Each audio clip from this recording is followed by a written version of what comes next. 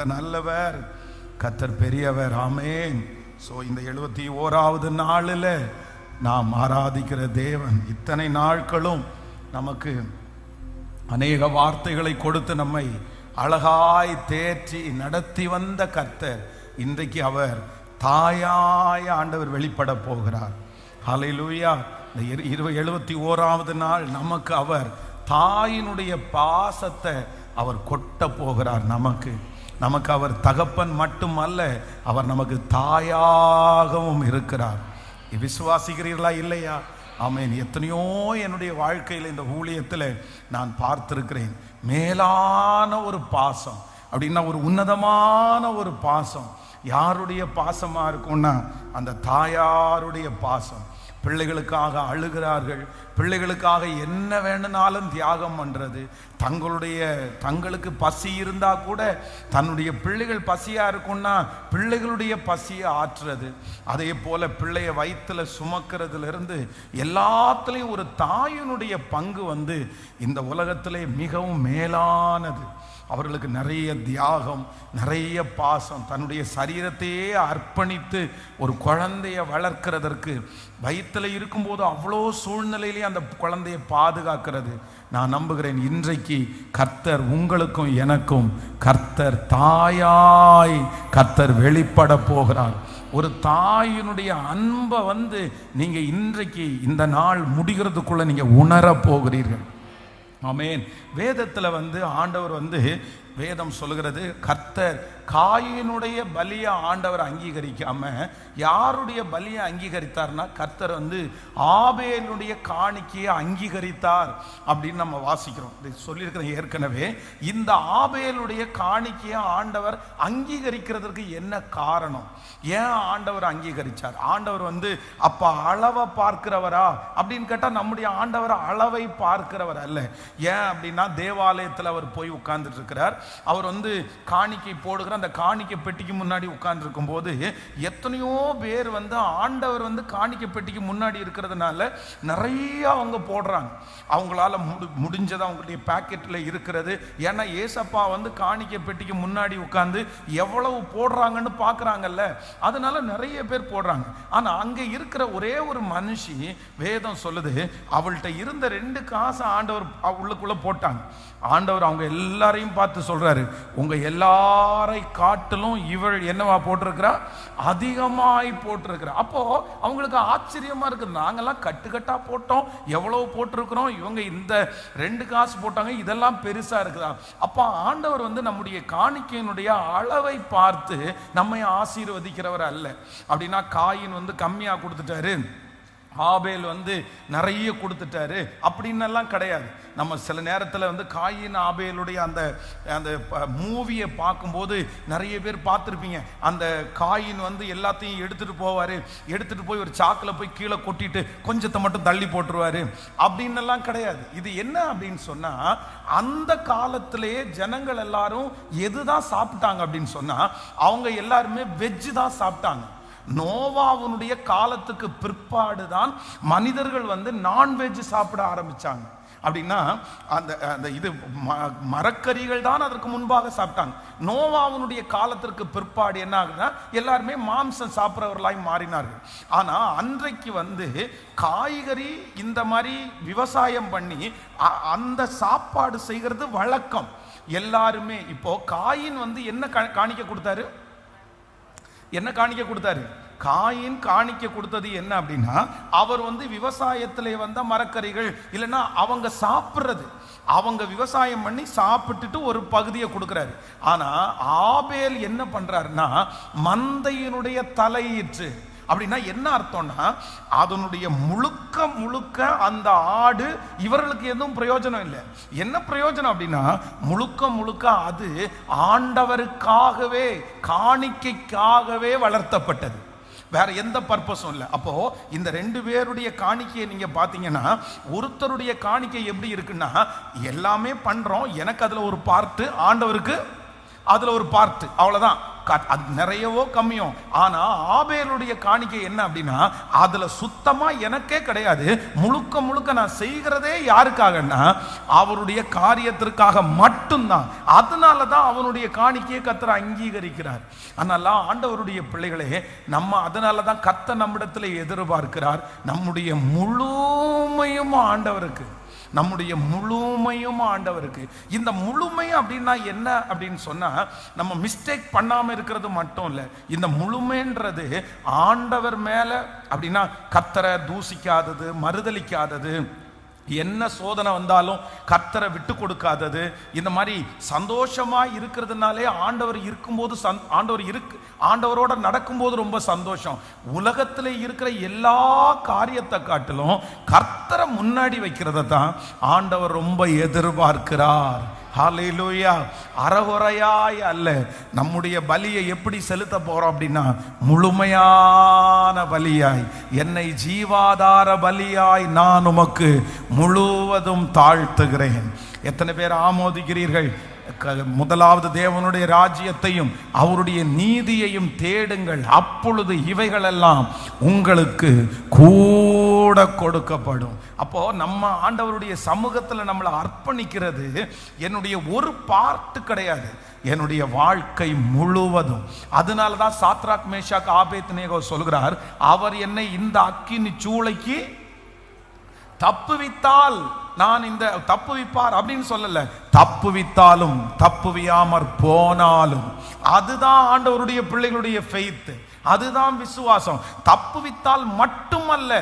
அதனாலதான் யோபு சொல்லும் போது சொல்கிறார், அவர் என்னை கொன்று போட்டாலும் அவர் மேல் நம்பிக்கையாய் இருப்பேன்.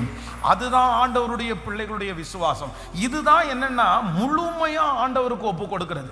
என்ன நடந்தாலும், எனக்கு நன்மை நடந்தாலும் தீமை நடந்தாலும், நான் ஆராதிக்கிற தேவன் தான் உண்மையான தேவன். அவரை தவிர வேறு ஒருவருக்கும் கையெடுக்க மாட்டேன். ஆமேன். கலப்பையின் மேல் கையை வைத்து பின்னிட்டு பார்க்கிற எவனும் தேவனுடைய ராஜ்யத்திற்கு தகுதி உள்ளவன் அல்ல. அப்படி ஒரு விசுவாசம் உங்களுக்குள்ள வேணும். நான் நம்புறேன் ஆண்டவர் நமக்கு செய்வாரான்னு கேட்டா கண்டிப்பா நமக்கு செய்வார். ஆனா விசுவாசம் அப்படின்றது செய்கிறத வச்சு இல்ல, அவர் செஞ்சாலும் செய்யலைன்னாலும் அவரே எனக்கு தேவன். எத்தனை பேர் ஆமோதிக்கிறீர்கள்? இந்த மாதிரி ஒரு லெவலுக்குள்ள நீங்க வந்துட்டீங்கன்னு வச்சுக்கோங்களேன், உங்க விசுவாச வாழ்க்கையை அடிச்சுக்கிறதுக்கு ஒருத்தராலுமே முடியாது. பரிசுத்தவான்கள் எல்லாம் அவர்கள் கடந்து வந்த அவங்களுடைய விசுவாசம் அப்படிதான் இருந்துச்சு. அவங்களுடைய விசுவாசம் செய்கிறதுல மட்டும் இல்ல, செய்யலைன்னாலும் செஞ்சாலும் ஆண்டவருடைய சித்தம், செய்யலைன்னாலும் ஆண்டவருடைய சித்தம். ஹல்லேலூயா. அவர் கொன்று போட்டாலும் ஜீவனோட வச்சிருந்தாலும் அவர்தான் எங்களுக்கு தேவன். இந்த 100 days ஜபத்தில் அப்படிப்பட்ட ஒரு ஃபெய்த், அப்படிப்பட்ட ஒரு விசுவாசம் உங்களுக்குள்ள வந்துரட்டும். கர்த்தர் செய்வார், கர்த்தர் செய்வார். ஆனால் செய்யாமல் போனாலும் அவர்தான் எனக்கு தேவன்.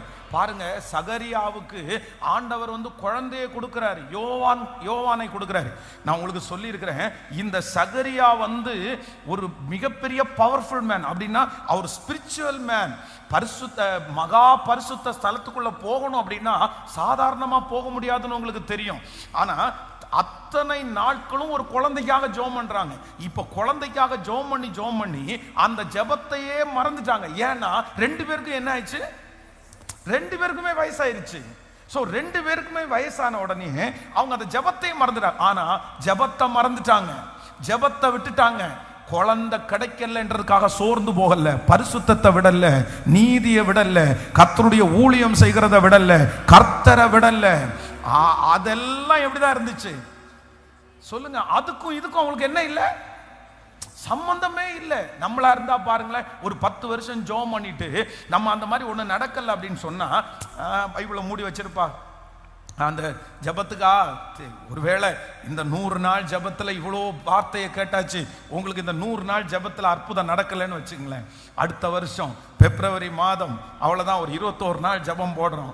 எத்தனை பேர் வருவீங்க அப்படின்னு கேட்டால், எத்தனை பேர் அட்டன் பண்ணுவீங்கன்னு கேட்டீங்க, சிலர் பாஸ்டர் இதில் நடந்து ஆகணும், இதுல நடக்கலைன்னா நான் இனி திருப்பி பைபிள் எல்லாம் நான் தூக்கவே மாட்டேன், நான் ஜெபத்துக்கு வர மாட்டேன். இல்லைன்னா அடுத்து நிறைய பேர் அப்படிதான், போன ஜெபத்துக்கு நான் ஜெபம் பண்ண போனேன், இல்லை நடக்கல, இல்லை இந்த ஜெபத்துக்கு வர மாட்டேன் அப்படின்னு நம்ம நினைச்சிரும். நான் பரிசுத்தமா வாழ்ந்த என்ன பிரயோஜனம், நான் பொய் பேசாம இருந்து என்ன பிரயோஜனம், நான் காலையில இருந்து சாயந்தரம் சர்ச்சில் இருந்து என்ன பிரயோஜனம் அப்படின்னு நம்ம நினைப்போம். ஆனா சகரியா அப்படி நினைக்கவே இல்லை. சகரியா என்ன நினைச்சாருன்னா, அது வேற டிபார்ட்மெண்ட், இது வேற டிபார்ட்மெண்ட். அந்த டிபார்ட்மெண்ட் நடக்கலாம், நடக்காம போலாம். ஆனா அது நடந்தாலும் நடக்கலனாலும் எனக்கு அவர் தேவன். எங்க அப்பாவை மாற்ற முடியாது.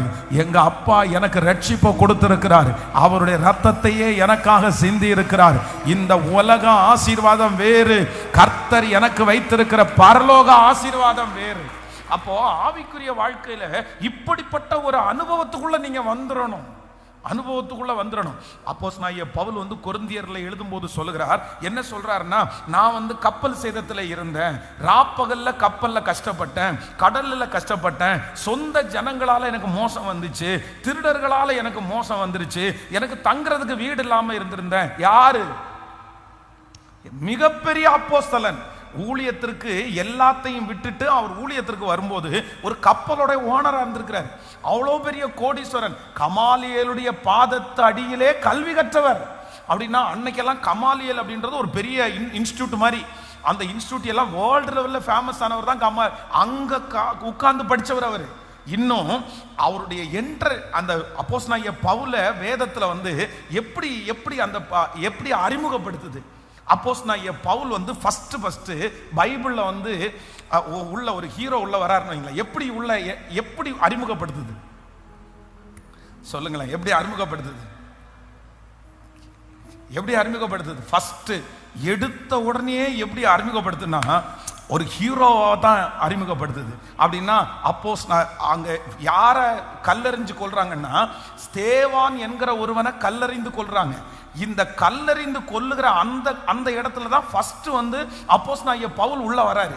அப்போ அப்போஸ்தலனாகிய பவுல ஃபர்ஸ்ட் வேதம் ஃபோக்கஸ் பண்ணி காமிக்கும் போது எப்படி காமிக்குதுன்னா, அந்த ஸ்தேவான் அப்படின்றவருடைய ட்ரெஸ்ஸை கலட்டி சவுல் என்கிறவருடைய பாதத்தடியில என்ன பண்ணாங்களாமா, அவர் அப்படி சேர்ல உட்கார்ந்து இருக்கிறாரு, கலட்டி வச்சுட்டாங்க. ஒரு பெரிய ஹீரோவா, அவ்வளோ பெரிய மனுஷன், ஆனா குப்பையா இருக்கிறேன், தூசியா இருக்கிறேன். ஆனா ஒன்று, நான் இது எல்லாவற்றை குறித்து நான் மேன்மை பாராட்டுவதற்கு எனக்கு ஒன்றுமில்லை, என் பலவீனத்தை குறித்தே நான் மேன்மை பாராட்டுவேன். ஹல்லேலூயா. இன்னைக்கு இந்த சத்தத்தை கேட்கிற ஆண்டவருடைய பிள்ளையே, உங்களுக்கு ஆண்டவர் மேல இருக்கிற அன்பு எப்படி இருக்கு செக் பண்ணி பாருங்க. செக் பண்ணி பாருங்க, நீங்க எப்படி அன்பு வச்சிருக்கிறீங்க, உங்க பாசம் ஆண்டவர் மேல எப்படி இருக்குது. இது நடந்தாதான் நான் பாசம் காமிப்பேன், இது நடந்தாதான் நான் நேசிப்பேன், இது நடந்தே ஆகணும் ஆண்டவரே, அப்படி இருக்கா? இல்ல ஆண்டவரே, அது நடக்கும். அப்படி நடக்கலைன்னா கூட பரவாயில்ல ஆண்டவரே, உங்களை விட்டுட்டு வேற யாரும் எனக்கு இல்லை. நான் செத்தாலும் நீங்க தான், வாழ்ந்தாலும் நீங்க தான். நீர் என்னை கொன்று போட்டால் கூட உங்க மேல நம்பிக்கை இருப்போம். எத்தனை அவமானம் வரட்டும், எத்தனை நிந்த வரட்டும், எத்தனை பழி சொல் வரட்டும், ஆனா கிறிஸ்துவின் அன்பை விட்டு என்னை பிரிப்பவன் யார்? உபத்திரவமோ, வியாகுலமோ, பசியோ, பட்டினியோ, நிர்வாணமோ, நாசமோசமோ, இவை அனைத்தும் கிறிஸ்துவின் அன்பை விட்டு என்னை பிரிக்க மாட்டாது என்று நான் நிச்சயித்திருக்கிறேன். வாயை திறந்து அப்படி ஒரு வார்த்தை பேசக்கூடாது. ஆண்டவரை அப்படி சொல்லக்கூடாது. எப்படி வரலாம்? துதித்தலும் சபித்தலும் ஒரு வாயிலிருந்து புறப்படக்கூடாது. ஒரு ஊற்றிலிருந்து ரெண்டு தண்ணி வர முடியாதுன்னு ஆண்டவர் சொல்றாரு. அப்போ ஒரு ஆண்டவருடைய பிள்ளைக்கு எப்படி வரலாம்? இஸ்ரவேல் ஜனங்களை மாதிரி நம்ம வனாந்தரத்துல சங்கரிக்கப்படக்கூடாது. இஸ்ரவேல் ஜனங்கள் அவ்வளவு அற்புதத்தை பெற்றார்கள். 10 மாதைகளை ஆண்டவர் கட்டளையிட்டார். கோசேன் நாட்டில் இருக்கிறவங்களுக்கு ஒண்ணுமே நடக்கல, ஆனா இவங்களுக்கு கல்மழை வருது, இவங்களுக்கு அழிவு வருது. அவ்வளவு அழகா நடத்தினாலும் செங்கடலுக்கு முன்னாடி நின்னுட்டு என்ன சொல்றாங்க தெரியுமா? எங்களுக்கு எகிப்திலே பிரேத குழிகள் இல்லை என்றா இங்க எங்களை கொண்டு வந்தீங்க? அங்கெல்லாம் பிரமிடு கட்டிட்டு இருக்காங்கன்னு சொல்லிட்டு இங்க என்ன எங்களை அழிக்கிறது கொண்டு வந்தீங்க? அவ்வளவு முறுமுறுக்கிறாங்க. சூழ்நிலை வித்தியாசமா தான் இருக்குது. சூழ்நிலை சரியில்லை, யாருக்கானாலும் முறுமுறுக்கிறது மாதிரி தான் இருக்கும். ஆனா நான் சொல்றேன், உண்மையான அன்புள்ளவங்க அந்த இடத்துல முறுமுறுக்க மாட்டாங்க. ஆண்டவருடைய பிள்ளையை என்ன கண்டுச்சுன்னு நினைக்காதீங்க. என்ன என்ன கிடைச்சிருச்சுன்னு சொல்லாதீங்க. நம்ம நிறைய பேர் ஜீவனோடு இருக்கிறதே அவர் நமக்கு பாராட்டின பெரிய தயவு, பெரிய தயவு. சொல்லுங்க, கையை உயர்த்தி எல்லாரும் சொல்லுங்க, நீர் எனக்கு செஞ்சாலும் செய்யலைன்னாலும். நல்ல நான் சொல்றதுக்காக சொல்லக்கூடாது, நீங்க பர்சனலா ஏசப்பா பார்த்து சொல்லுங்க, ஆண்டவரே நடந்தாலும் நடக்காட்டாலும், இந்த அக்கினி சூளைக்கு எங்களை தப்புவித்தாலும் தப்புவியாமற் போனாலும், இந்த சூழ்நிலை மாறினாலும் மாறாட்டாலும், என் சொந்தக்காரங்க எத்தனை பேர் என்ன வேணாலும் பேசினாலும், ஆமேன் ஆமேன். சத்தத்தை உயர்த்தி, உங்க மேல நான் வச்சிருக்கிற அன்பு குறையாது, உங்க மேல நான் வச்சிருக்கிற பாசம் குறைவது இல்லை.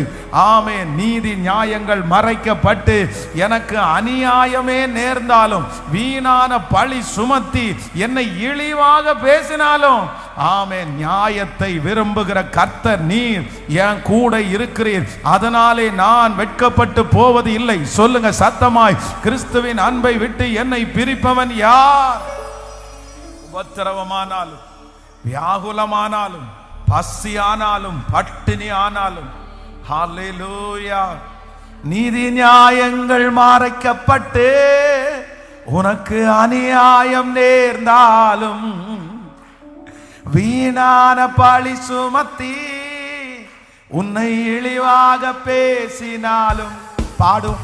நீதி நியாயங்கள் மறைக்கப்பட்டு உனக்கு அநியாயம் நேர்ந்தாலும், வீணான பழி சுமத்தி உன்னை இழிவாக பேசினாலும், நியாயத்தை விரும்பும் தேவன் பகலை போல் வெளிச்சமாக்குவார்.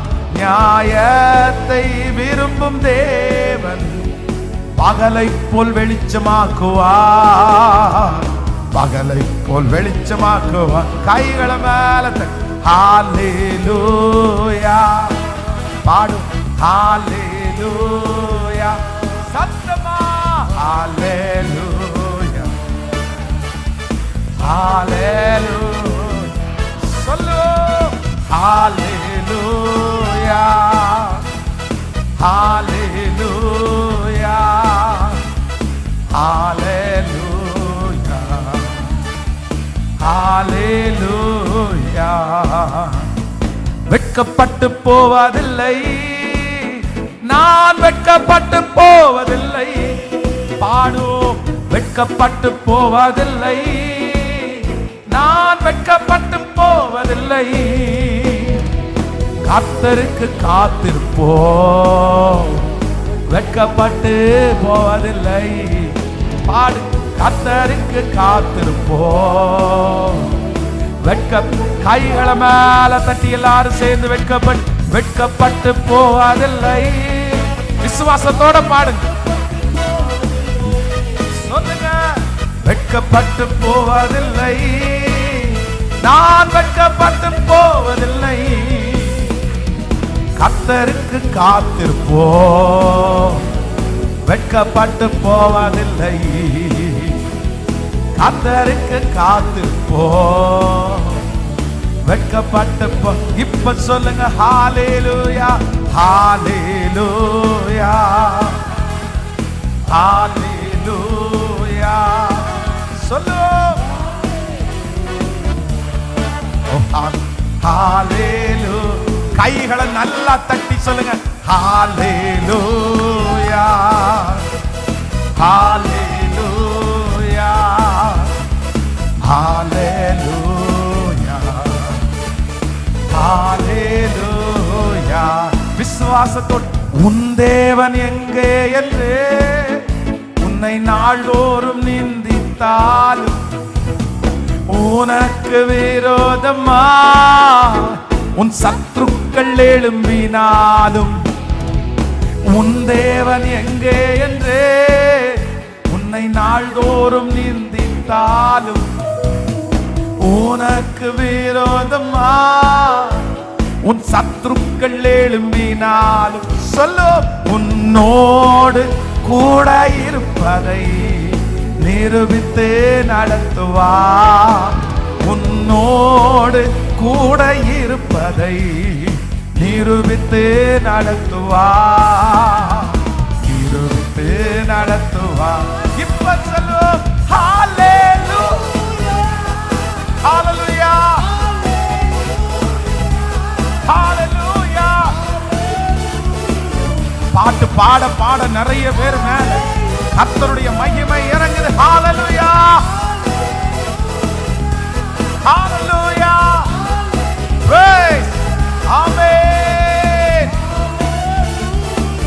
Jesus. அப்பா சொல்லுவோம் வெட்கப்பட்டு போவதில்லை, நான் வெட்கப்பட்டு போவதில்லை. பாடுங்க.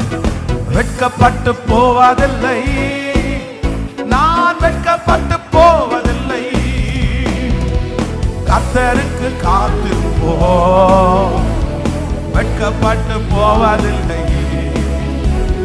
கர்த்தருக்கு காத்திருப்போம், வெட்கப்பட்டு ஒரு விசை கூட நீதி நியாயங்கள் மறைக்கப்பட்டு உனக்கு அநியாயம் நேர்ந்தாலும் வீணான பழி சுமத்தி உன்னை இழிவாக பேசினாலும் நீதி நியாயங்கள் மறைக்கப்பட்டு உனக்கு அநியாயம் நேர்ந்தாலும் வீணான பழி சுமந்தி உன்னை இழிவாக பேசினாலும் நியாயத்தை விரும்பும் தேவன் பகலை போல் வெளிச்சமாக்குவார். நியாயத்தை விரும்பும் தேவன் பகலை போல் வெளிச்சமாக்குவார், பகலை போல் வெளிச்சமாக்குவார். இப்ப சொல்லுவோம் ஹalleluya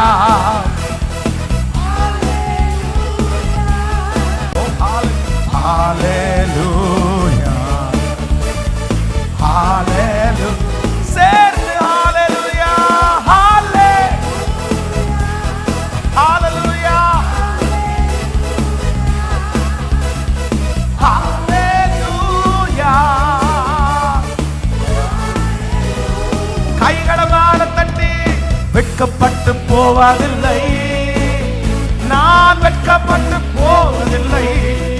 சொல்லுவோம் வெட்கப்பட்டு போவதில்லை, நான் திரும்ப திரும்ப வெட்கப்பட்டு போவதில்லை. வெட்கப்பட்டு போவதில்லை, நான் வெட்கப்பட்டு திரும்ப திரும்ப சொல்லுவோம் வெட்கப்பட்டு போவதில்லை. எஸ் எஸ் எஸ் அறிக்கை செய்க. வெட்கப்பட்டு போவதில்லை, வெட்கப்பட்டு போவதில்லை, நான் வெட்கப்பட்டு போவதில்லை. கர்த்தருக்கு காத்திருப்பேன், வெட்கப்பட்டு போவதில்லை. கர்த்தருக்கு காத்திருப்போம், வெட்கப்பட்டு கடைசியாய் கைகளை மேல தட்டி ஹalleluya ஹalleluya ஹalleluya ஹalleluya ஹalleluya ஆமென் ஆமென். ஸ்தோத்திரம் ஹalleluya ஆமென். கரங்களை தட்டி கர்த்தருக்கு மகிமை செலுத்துங்க. ஹalleluya ஹalleluya ஆமென். நம்மை வெட்கப்படுத்த ஆண்டவர் விடவே மாட்டார், விடவே மாட்டார். ஆனா நம்ம ஒரே ஒரு தீர்மானம் தான் எடுக்கணும், என்னுடைய முழுமையும் கர்த்தர் ஒருத்தருக்கு தான். ஹalleluya. அதான் கிறிஸ்துவின் அன்பை விட்டு ரோமரின் புஸ்தகத்தில் எழுதப்பட்டிருக்கிறது, என்னை பிரிப்பவன் யார்?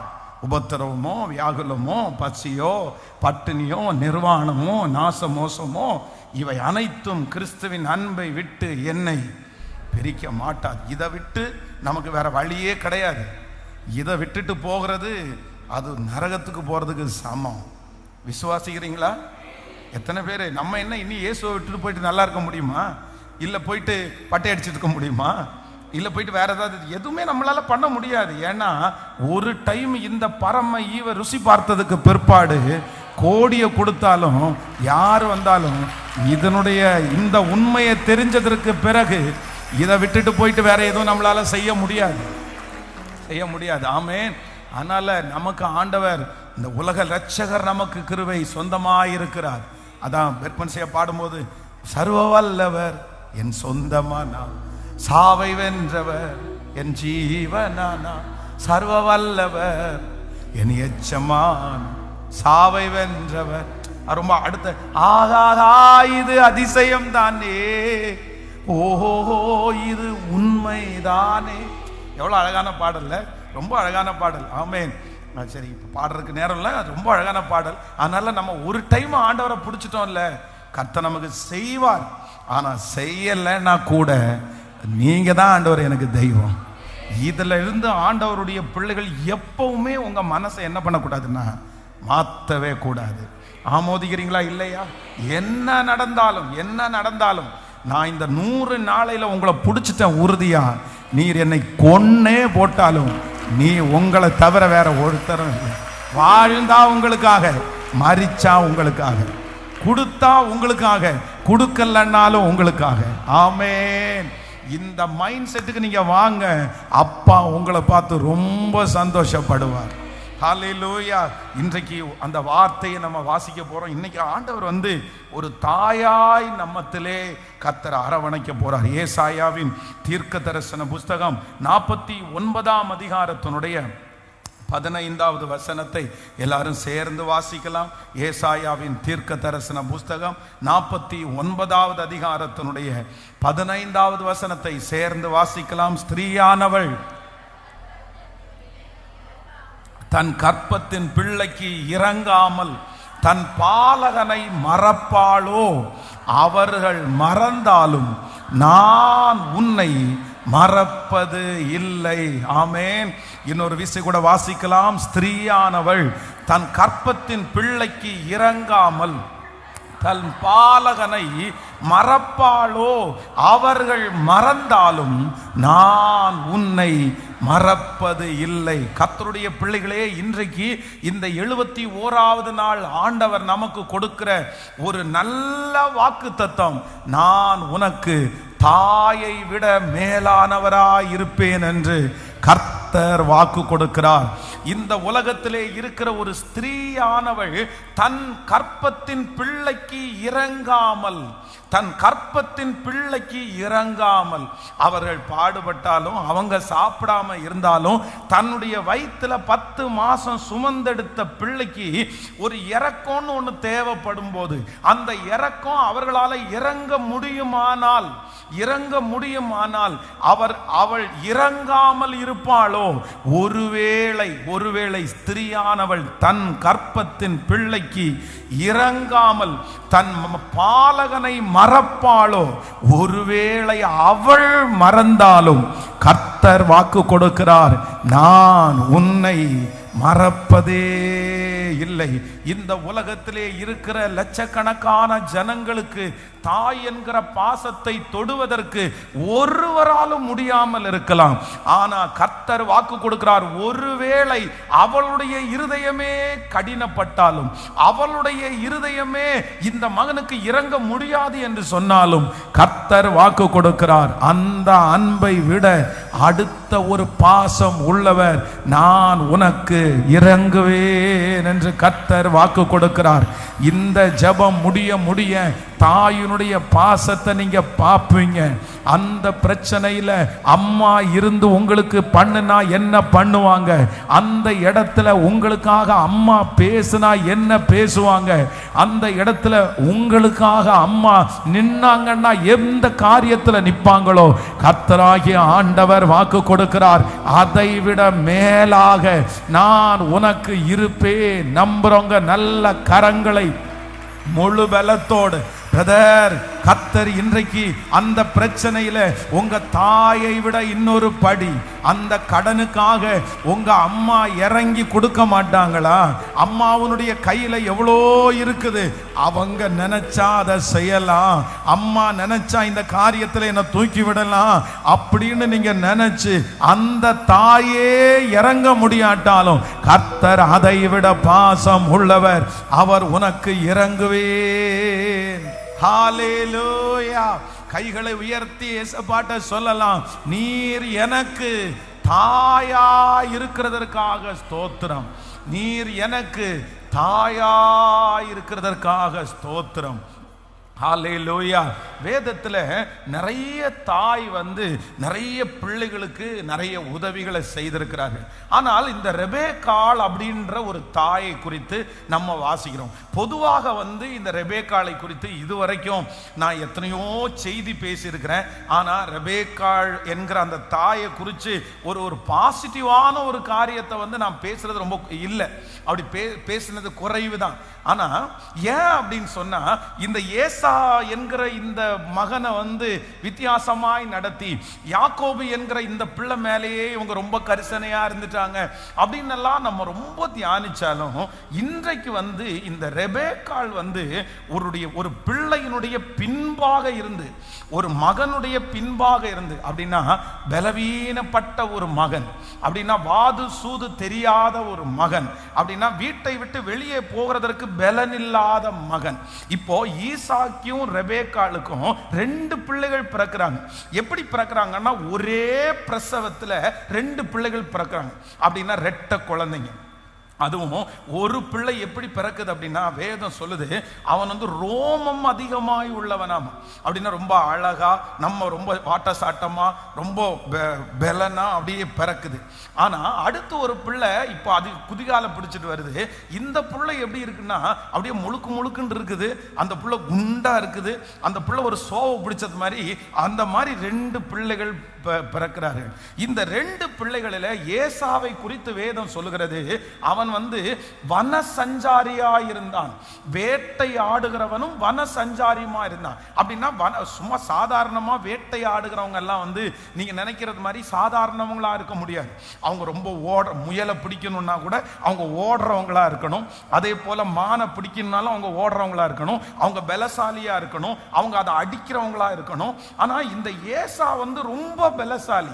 ஏன்? அதனாலதான் தன்னுடைய தகப்பனாருக்கு பிடிச்சிருக்குது. எப்பவுமே அம்மாவுக்கும் அப்பாவுக்கும் இருக்கிற வித்தியாசம் என்னன்னா, அப்பாவுக்கு ஜெயிக்கிறவங்கள ரொம்ப பிடிக்கும், வெற்றி அடைகிறவங்கள ரொம்ப பிடிக்கும், ஞானமா யோசிக்கிறவங்கள ரொம்ப பிடிக்கும், ஏமாறாத பிள்ளைய ரொம்ப பிடிக்கும், அந்த வீட்டிலேயே பலசாலியான பிள்ளைய ரொம்ப பிடிக்கும். இல்லைன்னா ஏதாவது ஒரு காரியத்தை சொல்லும் போது செஞ்சுட்டு வர்ற பிள்ளைய ரொம்ப பிடிக்கும். ஆனா அம்மாவுக்கு எல்லா பிள்ளையும் பிடிக்கும். ஆனா ஒரு பிள்ளைய ரொம்ப நேசிப்பாங்க. யார் அப்படின்னா, எந்த பிள்ளை ரொம்ப அப்படியே சோகமா இருக்குதோ, எந்த பிள்ளை படிக்கலையோ, எந்த பிள்ளைக்கு பலன் இல்லையோ, அந்த பிள்ளைய மட்டும் என்ன பண்ணுவாங்கன்னா ரொம்ப அப்படியே பேம்பர் பண்ணி கூடையே வச்சிருப்பாங்க. அப்போ இந்த வீட்டிலே 2 பிள்ளைகள் பிறக்கிறார்கள். ஒருவன் பலசாலி, இன்னொருவனுக்கு வெளியவே போகிற அளவிற்கு தைரியமற்றவன். அப்போ அந்த பலசாலிய அப்பா பிடிச்சுக்கிட்டாரு. இந்த பலவீனமான பிள்ளைய தாய் தன்னோடு கூட அவர் வைத்து, இப்போ ஒரு 7 காரியத்தை உங்களுக்கு முன்பாக செய்ய போறேன். இந்த ரெபேக்காள் என்கிறது யார் அப்படின்னு சொன்னா, நான் நம்புறேன் ஆண்டவராகிய இயேசு கிறிஸ்துவுக்கு முன்னடையாளமானவர்கள். எத்தனை பேர் ஆமோதிக்கிறீர்கள்? இந்த இடத்துல இந்த ரெபேக்காளுடைய கேரக்டர்ல யார் இருக்கிறார்னா, நமக்காக ஜீவன் கொடுத்த இயேசு அப்பா இருக்கிறார். அவர் நமக்கு தகப்பன் மட்டுமல்ல, அவர் எனக்கு தாயாகவும் இருக்கிறார்.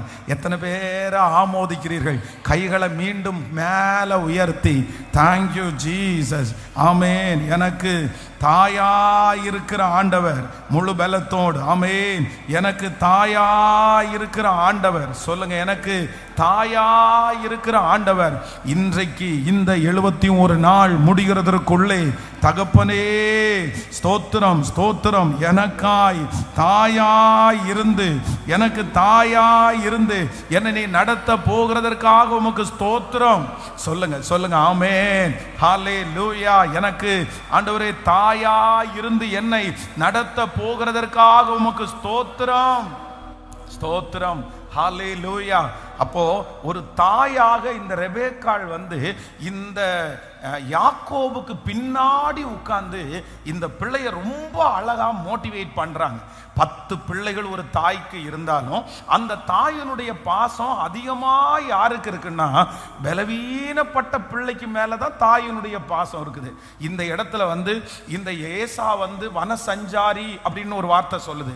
இன்னொன்னு சொல்லுது அவன் வேட்டையாடுகிறவன் அப்படின்னு சொல்லுது. இன்னொன்னு, அவங்க அப்பா சொல்லும் போது சொல்றாரு, நீ ஒரு ருசியா எனக்கு பதார்த்தத்தை என்ன பண்ணிட்டு வா, சமைச்சிட்டு வா. அப்போ இந்த ஏசாவுக்கு வந்து என்ன தெரியும்னா, இவர் ரொம்ப கான்பிடென்டான ஒரு மனுஷன், தைரியமான ஒரு நபர். அப்படின்னா சிலரெல்லாம் சொல்லுவாங்கல்ல, எது வந்தாலும் பார்த்துக்கலாம் யா, எது வந்தாலும் பார்த்துக்கலாம், அந்த மாதிரி ஒரு கேரக்டர் தான் யார் அப்படின்னா இந்த ஏசா.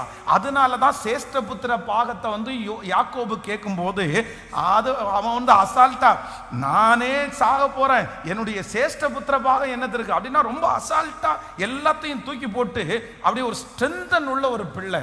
ஆனா யாக்கோபு அப்படி அல்ல.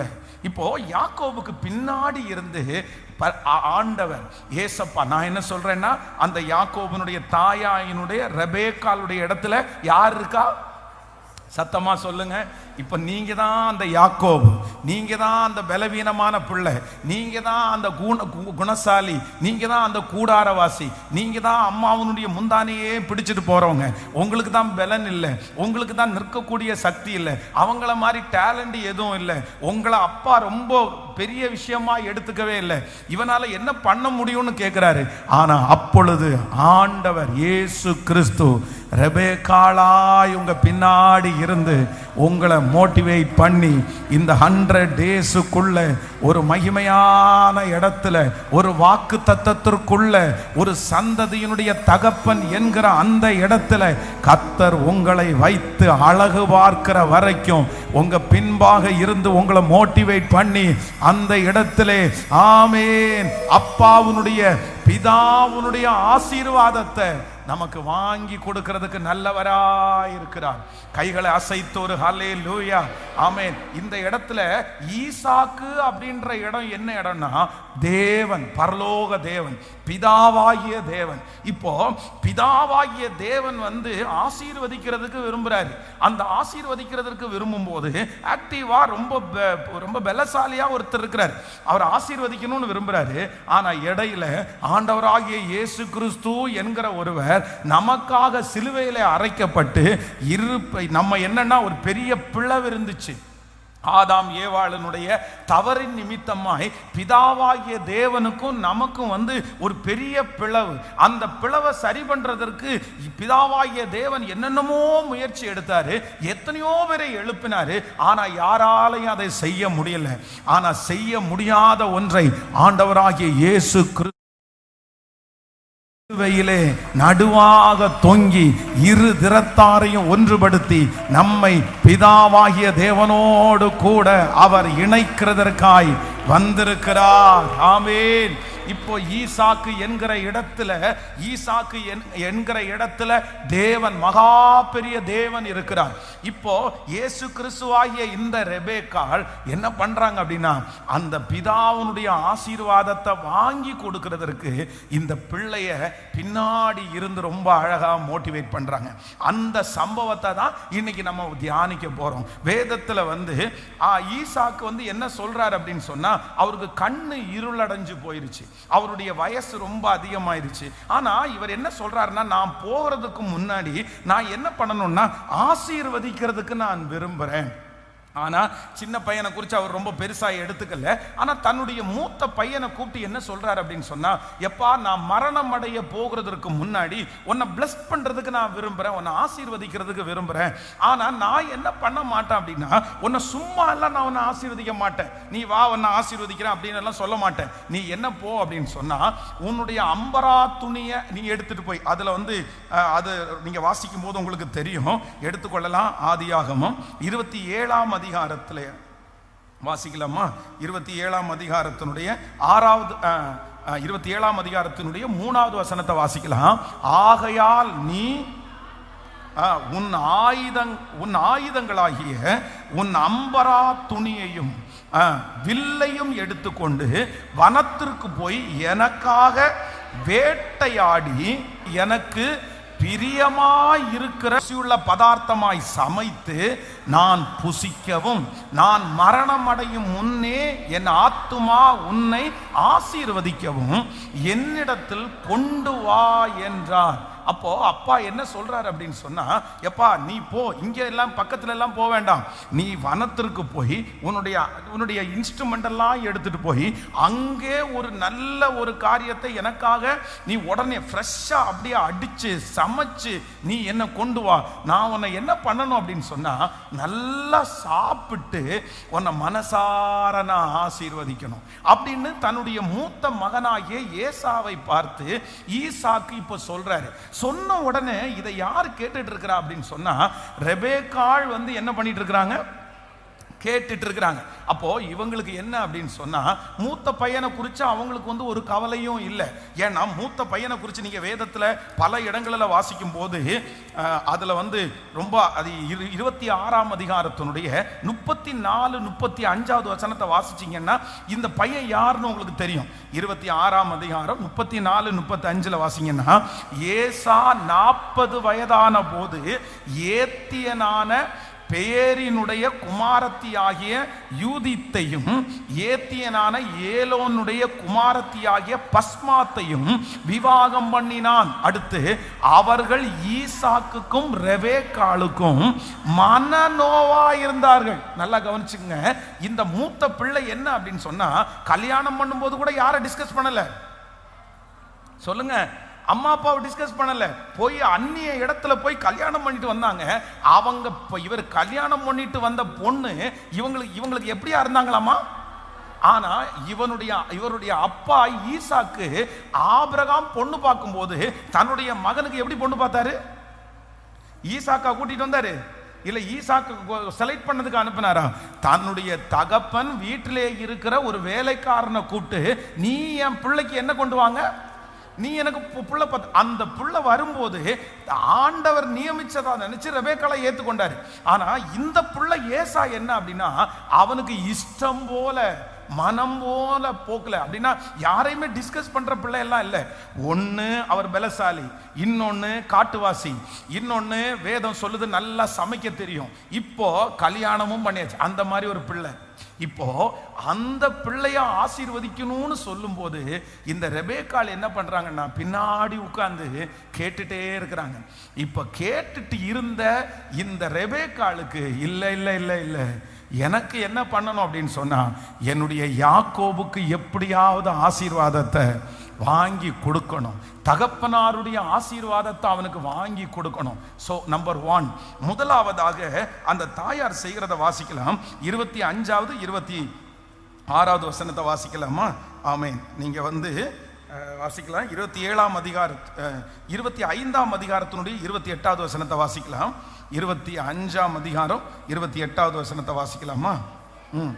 ஏசா வேட்டையாடி கொண்டு வருகிறது ஈசாக்குனுடைய வாய்க்கு ருசியா இருந்ததினாலே ஏசாவின் மேல் பட்சமாய் இருந்தான். ரெபேக்காளோ யாக்கோபின் மேல் பட்சமாய் இருந்தாள். இன்னொரு விஷயம் கூட வாசிக்கலாம். ஆமேன்.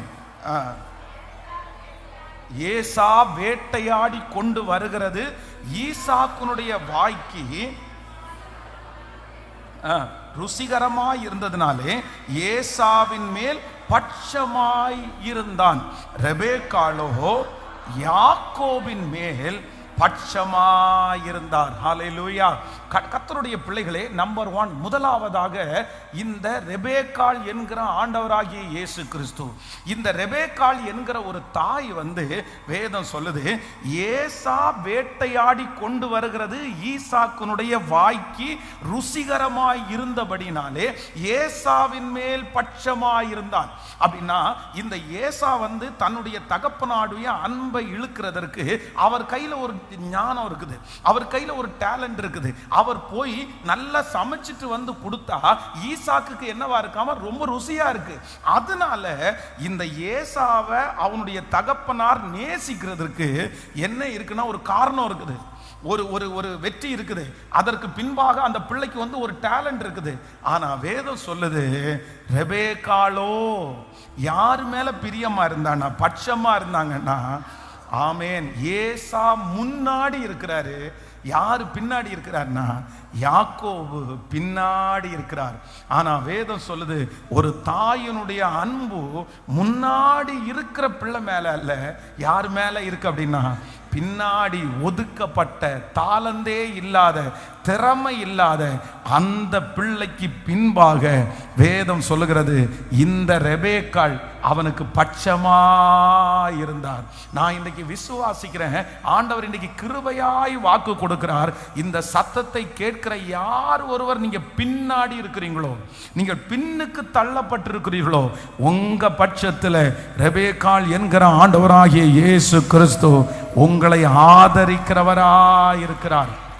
உங்க பக்கத்தில் அவர் இருக்கிறவராய் இருக்கிறார். அவர் உங்களுக்கு துணையாய் இருக்கிறவராய் இருக்கிறார். நான் விசுவாசிக்கிறேன், பின்னுக்கு இருக்கிற உங்களை வெகு சீக்கிரத்திலே உங்களோடு கூட கனெக்டா இருக்கிற உங்களை ஆதரிக்கிற அந்த கர்த்தர் முன்னாடி கொண்டு வருவார்.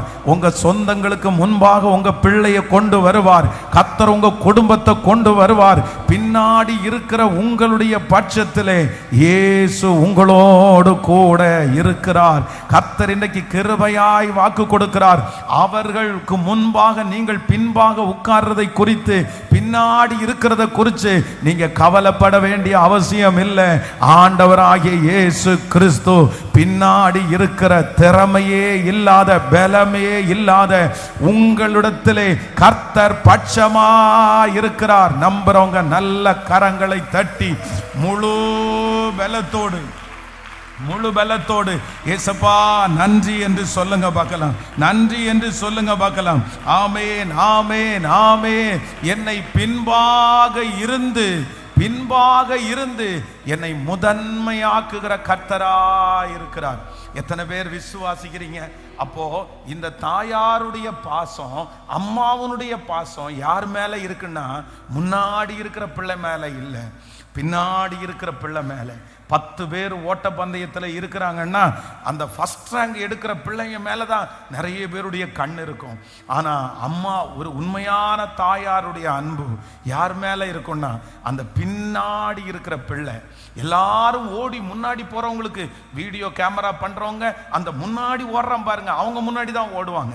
எல்லாரும் அவங்க முன்னாடி தான் ஃபோக்கஸ் பண்ணுவாங்க. ஆனால் பெத்த தாய் வந்து யார் மேலே ரொம்ப கரிசனையாக இருப்பாங்கன்னா, தன்னுடைய பிள்ளை பின்னாடி ஓடிக்கொண்டிருக்கிற பிள்ளை மேல தாயினுடைய பாசம் இருக்கும். இந்த 100 நாள் ஜெபம் முடிகிறதுக்குள்ள நான் விசுவாசிக்கிறேன், பின்னாடி ஓடிக்கொண்டிருக்கிற, பின்னாடி இருக்கிற உங்களை கர்த்தர் தட்டி, கர்த்தர் அரவணைச்சு, ஆண்டவர் உங்களை பலப்படுத்தி உங்களை முன்னணியிலே கொண்டு வருவேன் என்று கர்த்தர் கிருபையாய் நல்லா நம்புறவங்க முழு பலத்தோடு கர்த்தர் நிச்சயமாய் முன்பாக கொண்டு வருவார். உங்களிடத்துல இயேசு இருக்கிறார். உங்க பிசினஸ்ல நீங்க பின்னாடி இருக்கலாம், உங்க குடும்பத்துல நீங்க பின்னாடி இருக்கலாம், உங்க சொந்தங்களுக்கு முன்னாடி உங்க குடும்பம் மட்டும் பின்னாடி இருக்கலாம், உங்க இளைய பிள்ளை பின்னாடி இருக்கலாம், உங்க மூத்த பிள்ளை பின்னாடி இருக்கலாம். ஐயோ, நான் இப்படி பின்னாடியே இருக்கிறேனே, எல்லாரும் ரொம்ப வேகமா ஓடுறாங்களே, எல்லாருக்கும் இவ்வளவு தாளந்துகள் எல்லாம் இருக்குது, எல்லாரும் நல்லா சைன் பண்றாங்களே, நான் மட்டும் ஏன் இப்படி இருக்கிறேன் அப்படின்னு நினைக்கிறாதீங்க. உங்களுக்கு பின்னாடி யார் இருக்கான்னா அப்பா உங்களுக்காக இருக்கிறார். ஏசப்பா உங்களுக்காக இருக்கிறார். வேதத்துல வாசிக்கும் போது வேதம் சொல்லுது, ஒரு கூட்டம் பேர் முன்னாடி போய் காலையிலே வேலை ஆரம்பிச்சிட்டாங்க. அவங்களுக்கு போய் நின்ன உடனே வேலை கிடைச்சிருச்சு. ஆனா கொஞ்சம் பேருக்கு மட்டும் என்ன கிடைச்சுன்னா வேலையே கிடைக்கல. அவங்க காலையிலிருந்து சாயந்தரம் வரைக்கும் வெயிட் பண்ணிட்டே இருக்கிறாங்க. நிறைய பேர் அவங்கள ரிஜெக்ட் பண்ணிட்டாங்க.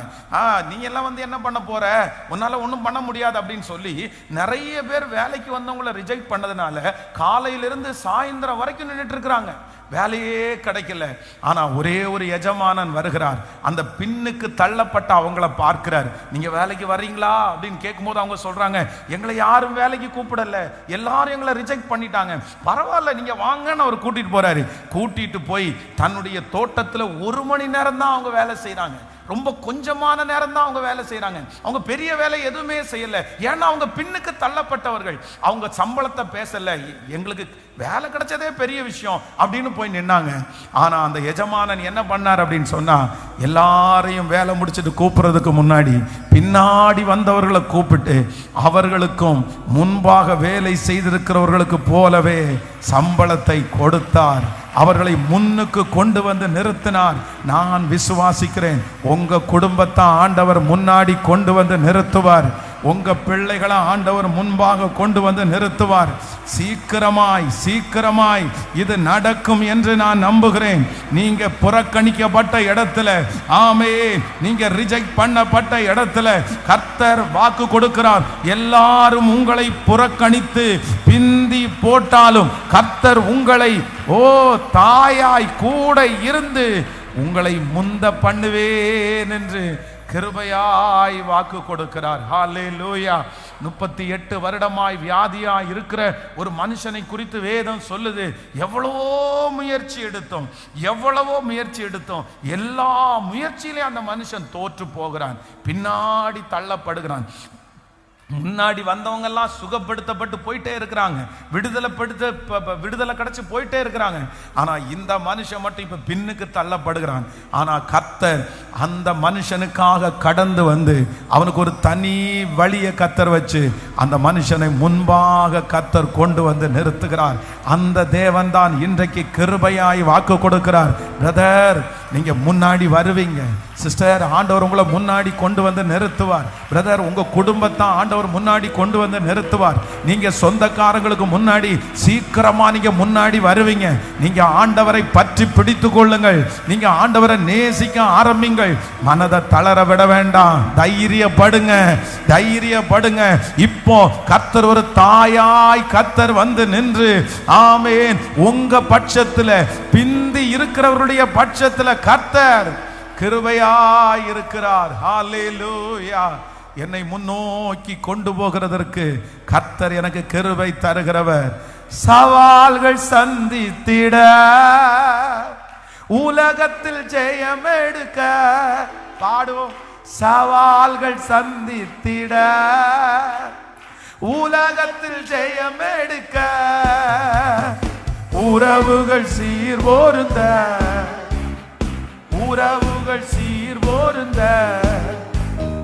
சமாதானம் நான் பெற்றிட, தேவ சமாதானம் நான். கைகளை மேல தட்டி சொல்லும் போது, கிருபை தாரும் தேவா, புது வல்லமை தாரும் தேவா,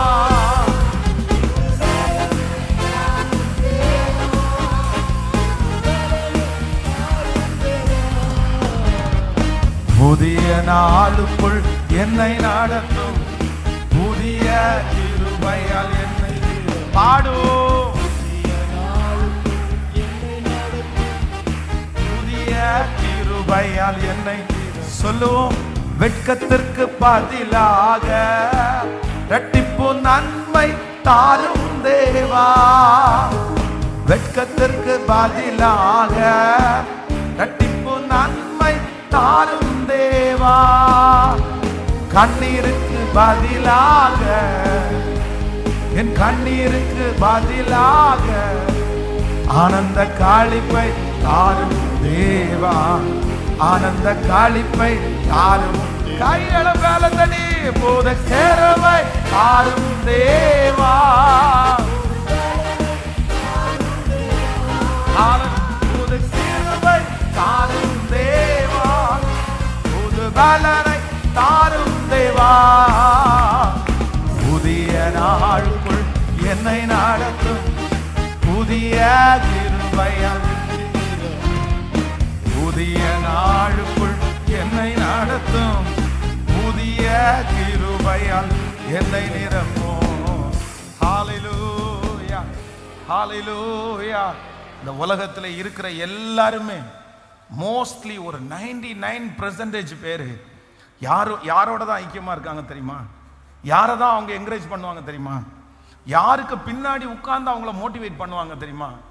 யார் ஒருத்தர் முன்னாடி இருக்கிறார்களோ பாருங்க. இன்னைக்கெல்லாம் ஸ்கூல்ல எல்லாம் மாறி போயிருச்சு. ஃபஸ்ட்டெல்லாம் ஸ்கூல்ல எல்லாம் முன்பாகெல்லாம் எந்த குழந்தை மக்கு இருக்கு, எந்த குழந்தை மக்கோ, எந்த குழந்தை படிக்கலையோ அந்த குழந்தைக்கு தான் டீச்சர்ஸ் எல்லாம் என்ன பண்ணுவாங்க, ஸோ நிறைய முயற்சி எடுப்பாங்க, அந்த பிள்ளைகளை வச்சு பாடம் படிச்சு கொடுப்பாங்க. ஆனால் இன்னைக்கு எல்லாம் அப்படியே டோட்டலாக மாறிடுச்சு. இன்னைக்கு என்ன தெரியுமா, ஸ்கூல்ல வந்து எந்த குழந்தை மக்கு சட்டியோ அந்த குழந்தைய வந்து ஸ்கூலை விட்டே எடுத்துருவாங்க.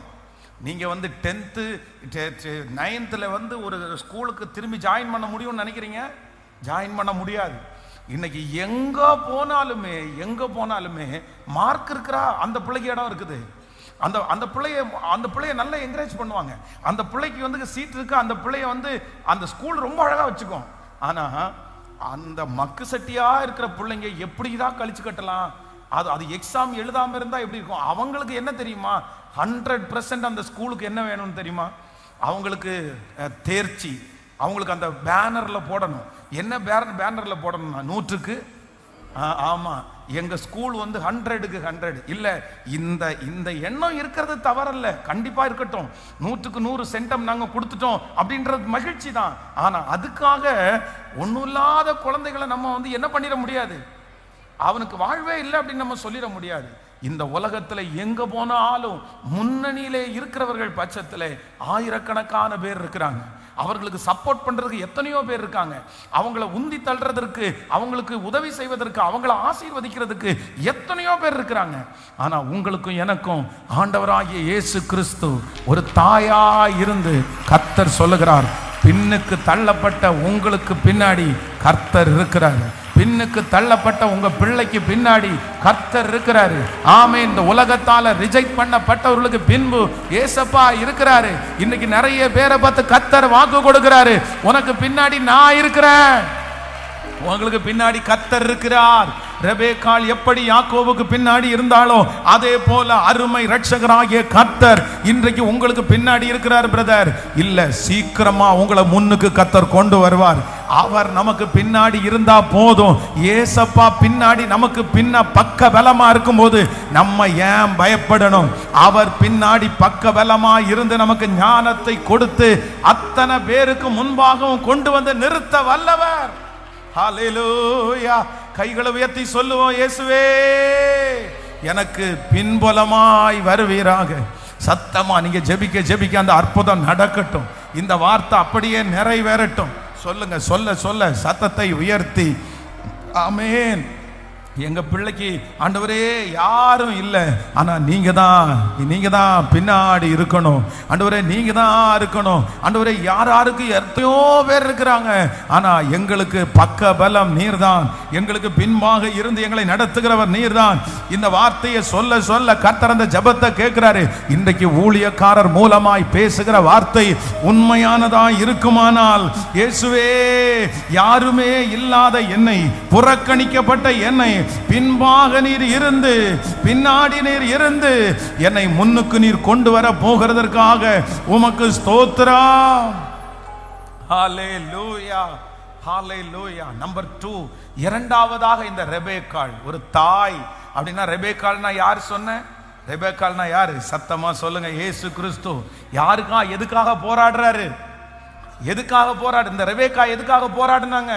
ரெபேக்கா ஈசாக்குனுடைய ஆசீர்வாதத்தை வாங்கி கொடுக்கணும்னு போராடினது போல பிதாவாகிய தேவனுடைய ஆசீர்வாதத்தை வாங்கி கொடுக்கிறதற்கு ஆண்டவராகிய இயேசு கிறிஸ்து நமக்காக இப்பொழுது போராடி கொண்டிருக்கிறார். அவர் போராடுகிற முதல் போராட்டம் என்ன அப்படின்னா, என் பிள்ளைக்கு நான் பக்க பலமா பின்னாடி இருந்து முன்னுக்கு கொண்டு போய் நிறுத்துவேன்னு சொல்றாரு. சோ நம்பர் 2, இரண்டாவதாக ஒரு வசனத்தை வாசிக்கலாம். ஆதியாகமம் 27ஆம் அதிகாரத்தினுடைய 5வது வசனத்திலிருந்து அப்படியே வாசிக்கலாமா? ஆதியாகமம் 27வது அதிகாரத்தில் ஈசாக்கு தன் குமாரனாகிய ஏசாவோடே பேசுகையில் ரெபேக்காள் கேட்டுக்கொண்டு இருந்தாள். ஏசா வேட்டையாடி கொண்டு வரும்படி வனத்திற்கு போனான். அப்பொழுது ரெபேக்காள் தன் குமாரனாகிய யாக்கோபை நோக்கி, உன் தகப்பன் உன் சகோதரனாகிய ஏசாவை அழைத்து நான் புசித்து எனக்கு மரணம் வருவதற்கு முன்னே கர்த்தரை முன்னிட்டு உன்னை ஆசீர்வதிக்கும்படி நீ எனக்காக வேட்டையாடி அதை எனக்கு ருசியுள்ள பதார்த்தங்களாய் சமைத்து கொண்டு வா என்று சொல்ல கேட்டேன். ஆமென். இப்போ நல்லா கவனிச்சுங்க ஆண்டவருடைய பிள்ளைகளே, இந்த இடத்துல என்ன இருக்கு அப்படின்னு சொன்னா, என்ன பண்றாங்க அப்படின்னா, இப்ப ஈசாக்கு வந்து யாருக்குமே தெரியாம, அவருக்கு 2 கண்ணும் தெரியல.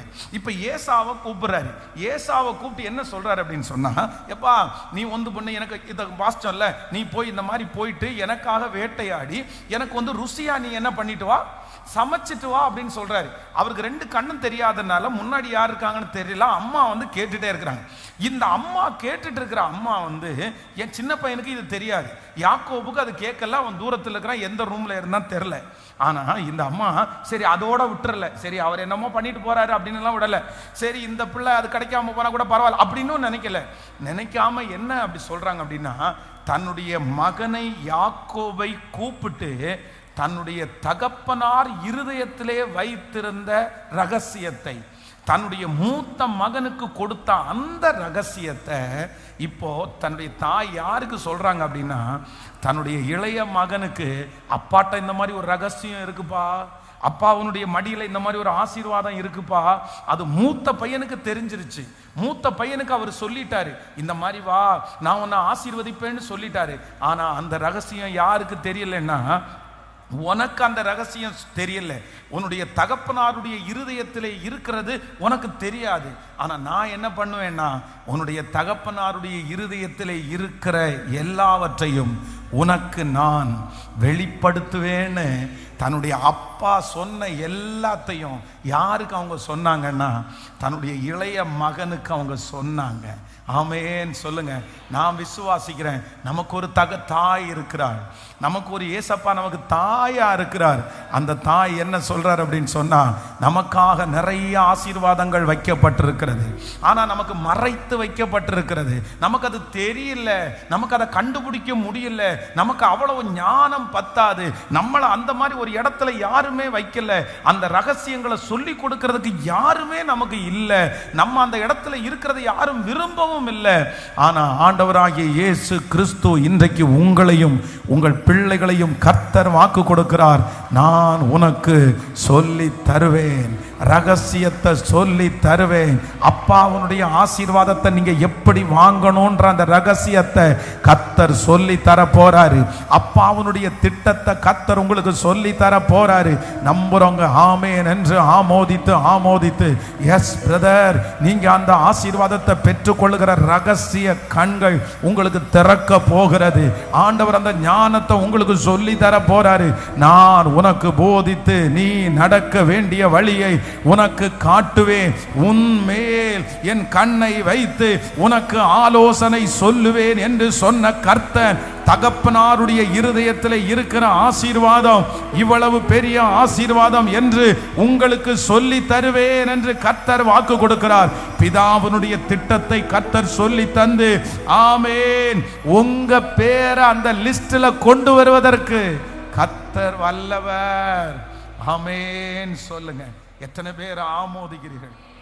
ஒரு தாய் ரெபேக்காள் என்கிற ஒரு தாய் என்ன பண்றாங்க அப்படின்னு சொன்னா, அப்பாவுடைய இருதயத்தில் இருக்கிற தரிசனத்தை சொல்லவே கூடாம மறைச்சு வச்ச அந்த ரகசியத்தை யாருக்கு சொல்றாங்கன்னா, இளைய மகனுக்கு எல்லாத்தையும் ரகசியத்தை வெளிப்படுத்துகிற தாய், ரகசியத்தை வெளிப்படுத்துகிற தாய். நான் விசுவாசிக்கிறேன், இந்த 100 டேஸ்ல நமக்கு ஒரு தாயாய் கர்த்தர் இருந்து உங்களுக்கு அந்த ரகசியத்தை கர்த்தர் சொல்லி தர போறாரு. எத்தனை பேர் ஜெபிக்க போறீங்க?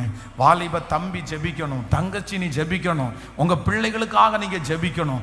என்ன ஜெபிக்கணும் அப்படின்னு சொன்னா, பிதாவினுடைய திட்டம் திட்டம் அவங்க மேல என்ன இருக்குன்றத நம்ம சீக்கிரமா கண்டுபிடிச்சிடணும்.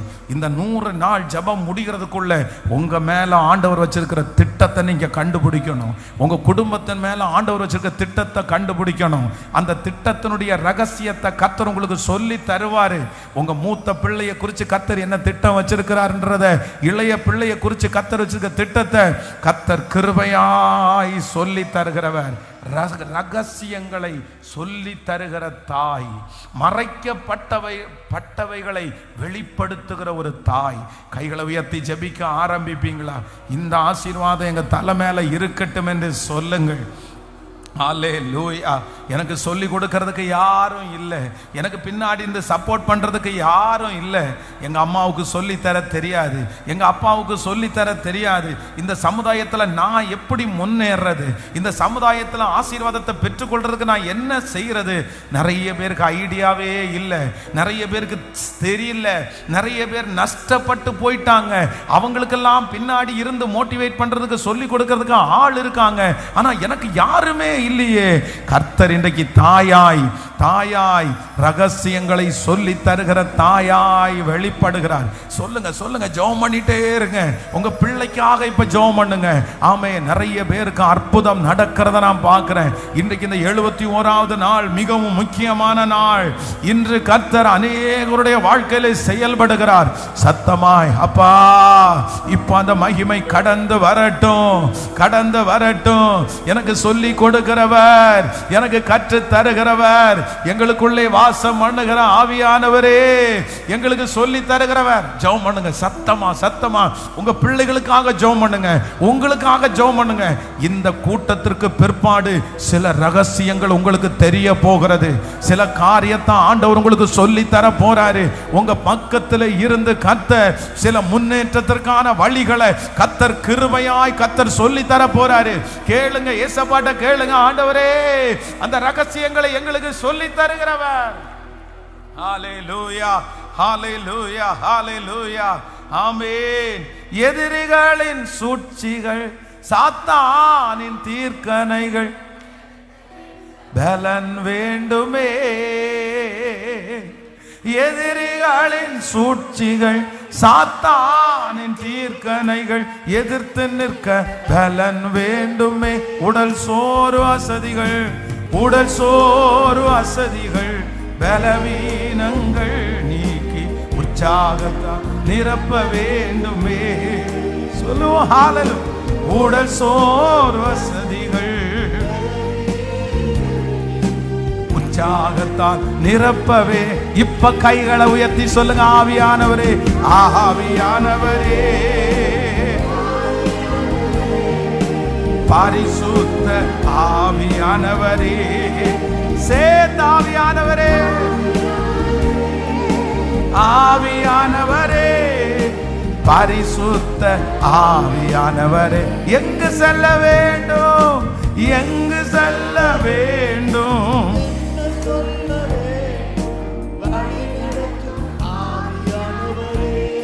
ஹல்லேலூயா.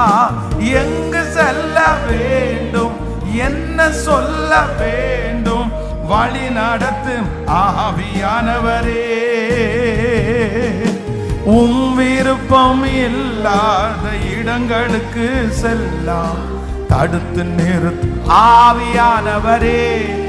யாரும் விருப்பம் இல்லாத சொல்லாமல் தடுத்து நிறுத்தும் ஆவியானவரே. இப்ப கைகளை மேல தட்டி, ஆவியானவரே, ஆவியானவரே, முழு பலத்தோடு ஆவியானவரே, சொல்லு ஆவியானவரே, ஆவியானவரே, ஆவியானவரே, பரிசுத்த ஆவியானவரே. ஹல்லேலூயா.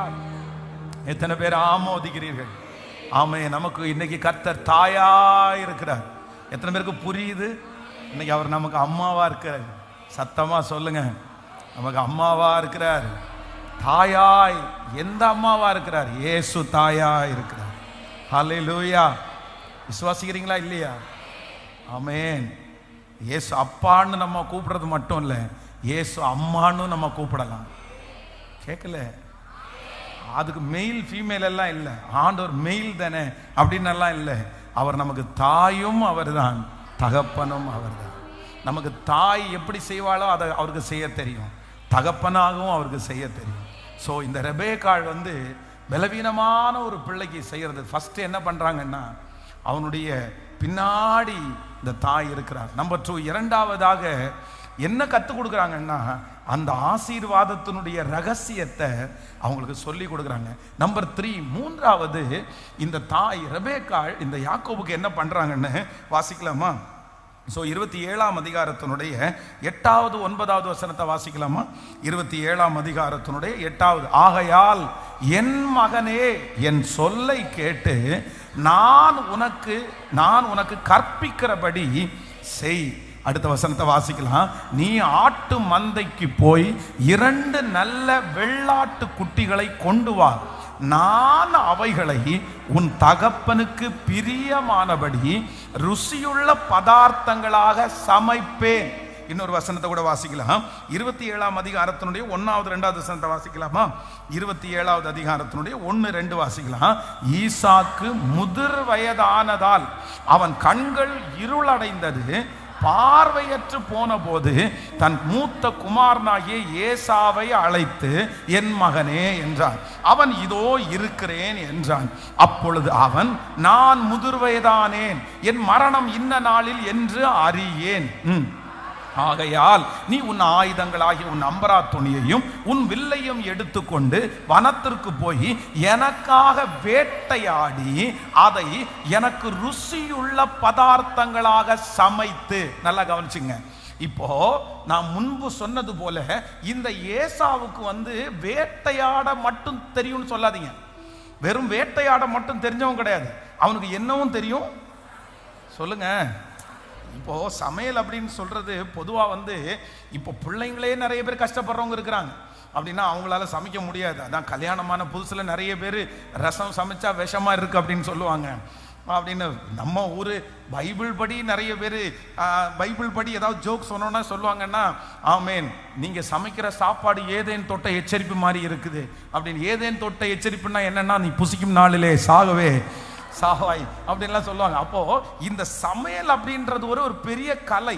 அதுவும் அது எங்க பாஸ்டர் ஒருத்தர் சொல்லுவார், என்ன தெரியுமா, காய்கறியை ரொம்ப அழகா சொல்லுவார், காய் குழம்பையும் கறி குழம்பு மாதிரி செய்யணும் அப்படின்னுவாரு. சிலர் வந்து வெறும் காய் குழம்பு தான் பண்ணுவாங்க, ஆனா எப்படி இருக்கும் அது சிலருடைய பக்குவம். சிலர் ரொம்ப நல்லா சாதாரணமானதையும் ரொம்ப அழகா சமைச்சிருவாங்க. அப்போ இந்த இடத்துல என்ன அப்படின்னு சொன்னா, இந்த ஏசா வந்து வேட்டையாடுகிறவன் மட்டுமல்ல, எப்படி பண்றவன், வேட்டையாடுகிறத ருசியா சமைக்கிறவன். ஏன்னா ஏற்கனவே அவங்க அப்பாவுக்கு வந்து இந்த பிள்ளை ருசி உள்ளதை சமைச்சு கொடுத்து என்ன இருக்குது, பழக்கம் இருக்கு. அதனாலதான் என்ன சொல்றாரு அப்படின்னு சொன்னா, எனக்கு 2 கண்ணும் தெரியல, ஆனா நாக்கு எப்படி இருக்குது. வயசானவங்களுக்கு பொறுத்த வரைக்குமே வந்து பார்த்தீங்கன்னா, இந்த நாக்கு மட்டும் நமக்கு வந்து மரணம் அடையாது. சரீரத்தில் எந்த அவயம் வேணாலும் செத்து போயிடலாம், ஆனால் நாக்கு மட்டும் என்ன, அந்த ருசி. வயதானவங்க எனக்கு ஒரு பாட்டி இருந்தாங்க. அந்த பாட்டி வந்து பார்த்தீங்கன்னா, அவங்களுக்கு வந்து இந்த நான்வெஜ் சாப்பிடலான்னு ஆசையாக இருக்கும், ஆனால் பல்லு மொத்தமும் இருக்காது, எந்த பல்லுமே இருக்காது. அப்போ எங்கிட்ட கேட்பாங்க, ஏதாவது எப்போ சிக்கன் இருக்கும்போது எனக்கு கொஞ்சம் தருவியா அப்படின்னு கேட்கும்போது நான் என்ன பண்ணுவேன்னா, அவங்களுக்கு வந்து இந்த வெத்தலை பாக்கு போடுறதுக்குன்னு ஒரு உருண்டையாக ஒன்று வச்சுருப்பாங்க, கல் வச்சு தள்ளுறதுக்கு. எப்போவுமே வெத்தலை பாக்கு உள்ளே வச்சு நச்சு வாயில் போட்டு, அவங்க பழைய ஆட்கள் தானே, எப்போ பார்த்தாலும் இந்த வெத்தலை போட்டே இருப்பாங்க. அப்போ நான் என்ன பண்ணுவேன்னா, கொஞ்சம் சிக்கனை ஏதாவது உள்ளே போட்டு நல்லா நச்சு மாவு மாதிரி கொடுப்பேன். கொடுத்த உடனே அந்த அம்மா அந்த பாட்டி அவ்வளோ சாப்பிட்டுட்டு மனசார என்ன ஆசீர்வதிப்பாங்க. நீ நல்லா இருப்ப எல்லாரை விட நல்ல. எங்க அம்மா அங்கேருந்து திட்டுவாங்க, இந்த கிழவிக்கு இந்த வயசுல தேவையா இது, சாப்பிட்டுட்டு அங்கே எங்கேயும் இது டாய்லெட் போய் வச்சிட போகுது அப்படின்னு திட்டிட்டு இருப்பாங்க. ஆனால் என்னமோ அவங்க சொன்ன பிளஸிங் எல்லாம் என் தலை மேலே இருக்கிறது மாதிரி நான் நம்புகிறேன். ஸோ அவங்க அப்படி மனசார ஆசீர்வதிப்பாங்க. அப்போது இந்த நாக்கு வந்து அவருக்கு என்னவா இல்லை, கண்ணு தான் போச்சு, ஆனால் நாக்கினுடைய ருசி இன்னொரு. அவர் ஸ்பெஷலாக சொல்லும் போது என்ன சொல்றாரு அப்படின்னு சொன்னா, நீ எனக்கு சமைச்சிட்டு வா, ஆனால் எப்படி சமைச்சிட்டு வா, ருசியுள்ள இப்போ ஏசாவுக்கு வந்து சமைக்க தெரியும். ஏசா வந்து ரொம்ப ருசியா சமைச்சிருவாரு. அவருக்கு வந்து எந்த நேரத்தில் எப்படி எந்த இதை அடிச்சு எப்படி, பொதுவா வந்து இந்த காட்டுல வந்து முயலை எல்லாம் பிடிக்கிறவங்க இருப்பாங்க தெரியுமா, அவங்க வந்து ரொம்ப அழகா வந்து சமையல் பண்ணுவாங்க, சுட்டு கொடுப்பாங்க பாருங்க, அதெல்லாம் ரொம்ப டேஸ்டா இருக்கு. ஆனா இந்த யாக்கோவை பொறுத்த வரைக்கும் இவருக்கும் சமையலுக்கும் சொல்லுங்களேன் ரொம்ப தூரம். இவருக்கு என்ன தெரியாது, இவருக்கு சுத்தமா எதுவுமே. இந்த அம்மா சொல்லுவாங்க எடுத்துட்டு வாடா, இந்த மீனை கழுவிட்டு வாடானா கழுவிட்டு வந்துருவாங்க, இந்த காய்கறியை கழுவிட்டு வானா ஆமா, வாங்கிட்டு வானா அப்படியே வாங்கிட்டு, இந்த மாதிரி தான் எடுபடி வேலை தான் தெரியுமே தவிர இவருக்கு ருசியுள்ள பதார்த்தமா சமைக்க தெரியாது. ஆனா இப்ப அப்பா ஆசீர்வதிக்கிறதற்கு அப்பா வச்சிருக்கிற ரூல் என்ன ரூல்? அப்பா ஆசீர்வதிக்கணும்னா அப்பா சாப்பிட்டு ஆசீர்வதிக்கணும். ஆனா இவருக்கு என்ன தெரியாது, சமைக்க தெரியாது. ஆனா இந்த ரெபேக்காள் என்ன பண்றாங்க அப்படின்னு சொன்னா, நீ ஒன்றும் கவலைப்படாத, நீ போய் ஆட்டுக்குட்டியை மட்டும் பிடிச்சிட்டு வா, நான் உங்க அப்பாவுக்கு பிடிச்சது மாதிரி நானே என்ன பண்ணி தரேன் அப்படின்னா சமைச்சு தர்றேன். நான் உனக்குள்ளது அப்படின்னா நான் என்ன நம்புறேன் அப்படின்னா, அப்பாவுக்கு முன்பாக அந்த ஆசீர்வாதத்தை பெற்றுக்கொள்வதற்கு முன்பாக உங்களை தகுதி உள்ளவர்களாய் நிறுத்துகிற ஒரு தகப்பன் என்னோடு கூட அவர் இருக்கிறார். இன்றைக்கு ஏசப்பா நமக்கு ஒரு தாயை போல இருந்து கர்த்தர் நமக்கு வாக்கு கொடுக்கிறார். நான் உன்னை அவங்களுக்கு முன்னாடி குவாலிட்டியாய் நிறுத்துகிறதற்கு கர்த்தரே அந்த கிருபையை கொடுத்து, ஆண்டவரே உங்களுக்காக சமைத்து, ஆண்டவரே உங்களுக்காக சுவையுள்ளதை கர்த்தர் ஆயத்தப்படுத்தி நம்புறவங்க முழு பலத்தோடு ஆமென் ஹல்லேலூயா. எனக்காக ஆயத்தப்படுத்துகிற கர்த்தர், எனக்காக ஆயத்தப்படுத்துகிற கர்த்தர் ஆமென். என்ன டேஸ்டுக்கு பண்ணணும்ன்றத எனக்காக ஆயத்தப்படுத்துகிற கர்த்தர் ஹல்லேலூயா. இந்த ஜெபத்திற்கு முன்பாக நிறைய பேர் ஒருவேளை தகுதியற்றவர்களாக நீங்க நிக்கலாம், டேலண்டே இல்லாதவர்களாக நீங்க நிக்கலாம். நீங்க அந்த ஆசீர்வாதத்தை பெற்றுக்கொள்றதுக்கு, அந்த பணத்தை சம்பாதிப்பதற்கு, அந்த குடும்பத்தை நடத்துவதற்கு எனக்கு எதுவும் இல்லை, எனக்கு அந்த ஞானம் இல்லை, எனக்கு அந்த பலன் போதாது, எனக்கு அந்த குவாலிட்டி இல்லை, என்னால பண்ணவே முடியாதுன்னு நீங்க நினைக்கலாம். ஆனா கர்த்தர் இன்னைக்கு வாக்கு கொடுக்கிறார், என் கைகளை போருக்கும் என் விரல்களை யுத்தத்திற்கும் படிப்பிக்கிற கண்மலையாகிய கர்த்தர் அப்பாவுக்கு பிடிச்சது போல எனக்காக கர்த்தர் சமைச்சு என் கையில கொடுத்து, நான் சமைச்சதா காமிச்சு அவங்க தனிய தூரத்துல ஒதுங்கி நின்று என்ன முன்னாடி நிறுத்துகிற ஒரு கர்த்தர் இன்றைக்கு நான் ஆராதிக்கிற தேவன். ஹல்லேலூயா. எத்தனை பேர் விசுவாசிக்கிறீங்க? பிரதர், நீங்க எந்தெந்த இடத்துல எல்லாம் தெரியாதுன்னு நின்னீங்களோ, எந்தெந்த இடத்துல எல்லாம் ஞானமே இல்லைன்னு நினைச்சு நின்னீங்களோ, எனக்கு ஒரு தாய் இருக்கிறாள், எனக்கு ஒரு தாய் இருக்குது. அவங்க யார் அப்படின்னு சொன்னா, நான் அவங்களுக்கு முன்னாடி நிற்கும் போது வெட்கப்பட்டு நிற்காதபடி, அவங்க முன்னாடி நிற்கும் போது ஒன்றும் தெரியாது அப்படின்னு நிற்காதபடிக்கு என் கையில ஒரு ருசியுள்ள பதார்த்தத்தை சமைச்சு கொடுத்து என்னையும் எப்படி நிற்க வைக்க போறார் அப்படின்னு சொன்னா, எனக்கும் தெரியும், என் பிள்ளைக்கும் தெரியும். அவர் அந்த சமைச்ச இடத்துல அம்மா சமைச்சதுன்னு எழுதி கொடுக்கல, போய் அம்மா சமைச்சதுன்னு சொல்லுன்னு சொல்லல. அம்மா என்ன சொல்றாங்க அப்படின்னா, இது யார் சமைச்சது, யார் சமைச்சது, இது நீ சமைச்சதுப்பா. ஆனா உண்மையிலே சமைச்சது யாரு? ஹல்லேலூயா.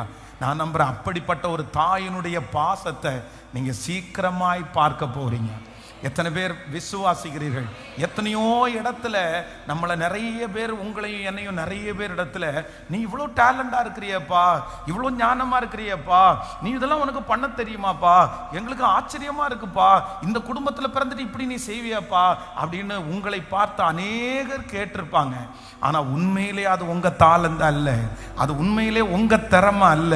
அந்த திறமையை தந்தது யாருன்னா, ஆமே, அந்த இடத்துல கனப்படுத்தினது யாருன்னா, அந்த இடத்துல என்ன தேறினவனாய் நிறுத்தினது யாருன்னா, சகலவற்றிலையும் தேறினதாய் நிறுத்தினது கர்த்தர்னு சொல்றவங்க ரெண்டு கைகளை மேல உயர்த்தி சத்தமா அப்பாவுக்கு நன்றி சொல்லுங்க. ஆமென். இப்ப நிறைய பேரை கர்த்தர் ஆயத்தப்படுத்துகிறார். ஆமென். எனக்காக கர்த்தர் ஆயத்தப்படுத்துகிறார். நான் உனக்காக ஆயத்தப்படுத்துவேன். ஆமென். உங்களை உயர்த்துறதுல அவருடைய கை மறைமுகமா இருக்க போகுது. உங்களை ஆசீர்வதிக்கிறதுல அவருடைய கை மறைமுகமா இருக்க போகுது. நீங்க பிரகாசிப்பீங்க. நீங்க நிறைய பேருக்கு முன்னாடி பிரகாசிப்பீங்க. நீங்க களத்துல வந்து நிப்பீங்க. உங்களை பார்த்து நிறைய பேர் ஆச்சரியப்படுவாருங்க. ஆனா உங்களுடையது ஒண்ணுமே இருக்காது. உங்களுடையது எதுவுமே இருக்காது. எல்லாமே கர்த்தருடையது. இத நிறைய பேர் இந்த தாயினுடைய அன்பை இன்னைக்கு ஃபீல் பண்ணி இருக்கிறீங்க. பிரதர், இந்த படிப்பு உங்களுடையதா? இல்ல. இந்த திறமை உங்களுடையதா? இல்ல பிரதர். இது இப்ப நீங்க பயன்பட்டு இருக்கிறீங்க. எது பிரதர் உங்களுடையது? எதுவுமே உங்களுடையது இல்ல சிஸ்டர், எதுவுமே உங்களுடையது இல்ல. மொத்தத்தையும் கொடுத்தது யார் அப்படின்னா கர்த்தர்னு சொல்றவங்க மட்டும். மற்றவங்க என்ன புகழ்த்துறதற்கு காரணம் கர்த்தர் தான். புகழ்ச்சிக்குரியவர் அவர்தான். பெரியம்மைக்குரியவர் அவர்தான். நல்ல கைகளை உயர்த்தி தட்டி அப்பாவை பார்த்து சொல்லுங்க முழு பலத்தோடு, இயேசுவே அப்பா நன்றி அப்பா, நன்றி அப்பா, நன்றி அப்பா, நன்றி அப்பா, நன்றி அப்பா, நன்றி அப்பா. எல்லாமே உங்களுக்குரியதுதான்ப்பா. நான் ஜீரோ. நிர்வாணியா என் தாய் என் கற்பத்திலிருந்து பிறந்தேன்னு சொல்றது மாதிரி நான் எதையுமே கொண்டு வரல ஆண்டவரே. என்னுடைய திறமை இதை செய்யலப்பா. என்னுடைய படிப்பு இதை செய்யலப்பா. என் தாளந்து இதை செய்யலப்பா. முழுக்க இன்னைக்கு மற்றவங்களுக்கு முன்னாடி நான் நிற்கிறேன்னா, நான் தேறினவராய் சில இடத்துல நிற்கிறேன்னா அது உங்க தயவில்லாம நீங்க என் கையோட உங்க கை இருந்துச்சு. ஆனா பாக்குறவங்க எல்லாம் என் கையை மட்டும்தான் பாக்குறாங்க. உங்க கைய யாருமே பார்க்கலையாப்பா. ஆனா எனக்கு தெரியும் என் கைக்கு மேல உங்க கை இருக்குது. என் கைக்கு மேல உங்க கை இருக்குப்பா. என் கைக்கு மேல உங்க கை இருக்குப்பா. எனக்கு கிடைச்சதுக்கு மேல உங்க கை இருக்குப்பா. நன்றி நன்றி நன்றி நன்றி அப்பா. நன்றி நன்றி நன்றி. இத்தனை மகத்துவம் உள்ள பதவி புழுக்களா எங்களுக்கு. இத்தனை மகத்துவம் உள்ள பதவி புழுக்களம் எங்களுக்கு. எத்தனை மாதாயாவு நின் கிருபை எத்தனை ஆச்சரியம். எல்லாரும் சொல்லுவோம் எத்தனை மாதாயாவு நின் கிருபை எத்தனை ஆச்சரியம். எல்லாரும் கர்த்தரை வணங்கி கொண்டே சொல்லுங்க ஸ்தோத்திரம் இயேசுநாதா, உமக்கென்றும் ஸ்தோத்திரம் இயேசுநாதா. சத்தமா சொல்லுங்க பார்க்கலாம். ஸ்தோத்திரம் இயேசுநாதா, உமக்கென்றும் ஸ்தோத்திரம் இயேசுநாதா. ஸ்தோத்திரம் செய்கிறோம் நின்னடியார் திருநாமம். ஹல்லேலூயா. ஸ்தோத்திரம் செய்கிறோம் நின்னடியார் திருநாமத்தின் ஆதர. மாபாவியா என்னை நினைக்க மண்ணான நான் எம்மாத்திரமையா. மாபாவியா என்னை நினைக்க மண்ணான நான் எம்மாத்திரமையா. சொல்லும் தேவதூதரிலும் தேவதூதரிலும் மகிபனாய் என்னை மாற்றின அன்பை துதிப்பே. ஹல்லேலூயா. நன்றி ஆண்டவரே. இந்த வீடு எப்படி கட்டுன அப்படின்னு கேட்டா என் புயபலத்தால பண்ணுனேன்னு சொல்ல முடியாது. நிறைய பேருக்கு முன்னாடி கர்த்தர் இந்த சத்தத்தை கேட்கிற நிறைய பேரை கர்த்தர் தேறினவரா நிறுத்துற. ஆனா சமைச்சு கொடுத்தது யார் தெரியுமா? சமைச்சு கொடுத்தது யார் தெரியுமா? சமைச்சு கொடுத்தது அவர் தானே. ஐயா, அவர் தானே, அவர் தானே. பார்க்குறவங்க எல்லாம் உங்க கையை தான் பார்க்குறாங்க. எல்லாருக்கும் உங்க கை தான் விசிபிளா தெரியுது. எல்லாரும் உங்களை தான் நிறைய பேர் புகழ்த்துறாங்க. ஆனா உண்மையிலே அது உண்மை கிடையாது. அது உண்மை கிடையாது. அது சுத்தமா உண்மை கிடையாது. அந்த கைக்கு மேல, அந்த கைக்கு மேல மறைஞ்ச ஒரு கை, அந்த கைக்கு மேல மறைஞ்ச ஒரு கை. எப்படிமா தாண்டுன? எப்படிப்பா இந்த பிரச்சனையை தாண்டுன? நீ எப்படிப்பா தைரியப்பட்ட? உன்னால மட்டும் எப்படி இப்படி தைரியமா, உன்னால மட்டும் எப்படி இப்படி தைரியமா இருக்க முடியுது? நீ மட்டும் எப்படி இதுல இருந்து வெளியே வந்த? நிறைய பேருக்கு நம்முடைய வாழ்க்கை ஆச்சரியமா இருக்குது, பிரமிப்பா இருக்குது. ஆனா யார் தெரியுமா இதுக்கு பின்னாடி? யார் தெரியுமா?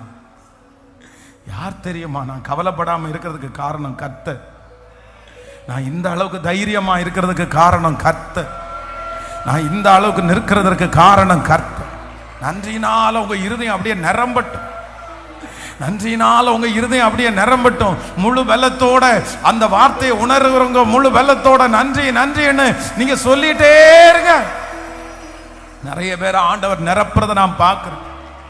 சொல்லுங்க சொல்லுங்க. பின்னாடி இருக்கிற எல்லாரும் ஆமென். ஆன்லைன்ல இருக்கிற பிள்ளைங்க கூட கண்ணீரோட ஆண்டவருக்கு நன்றி சொல்லுங்கம்மா. சாக்கடையில தானே கடந்தோம், சேத்துல தானே கடந்தோம். அல்லேலூயா. சாக்கடைக்கும் நமக்கு ஒரு அடி கூட இல்லையே. சாணியில தானே இருந்தோம், மதிக்க முடியாம தானே இருந்தோம்.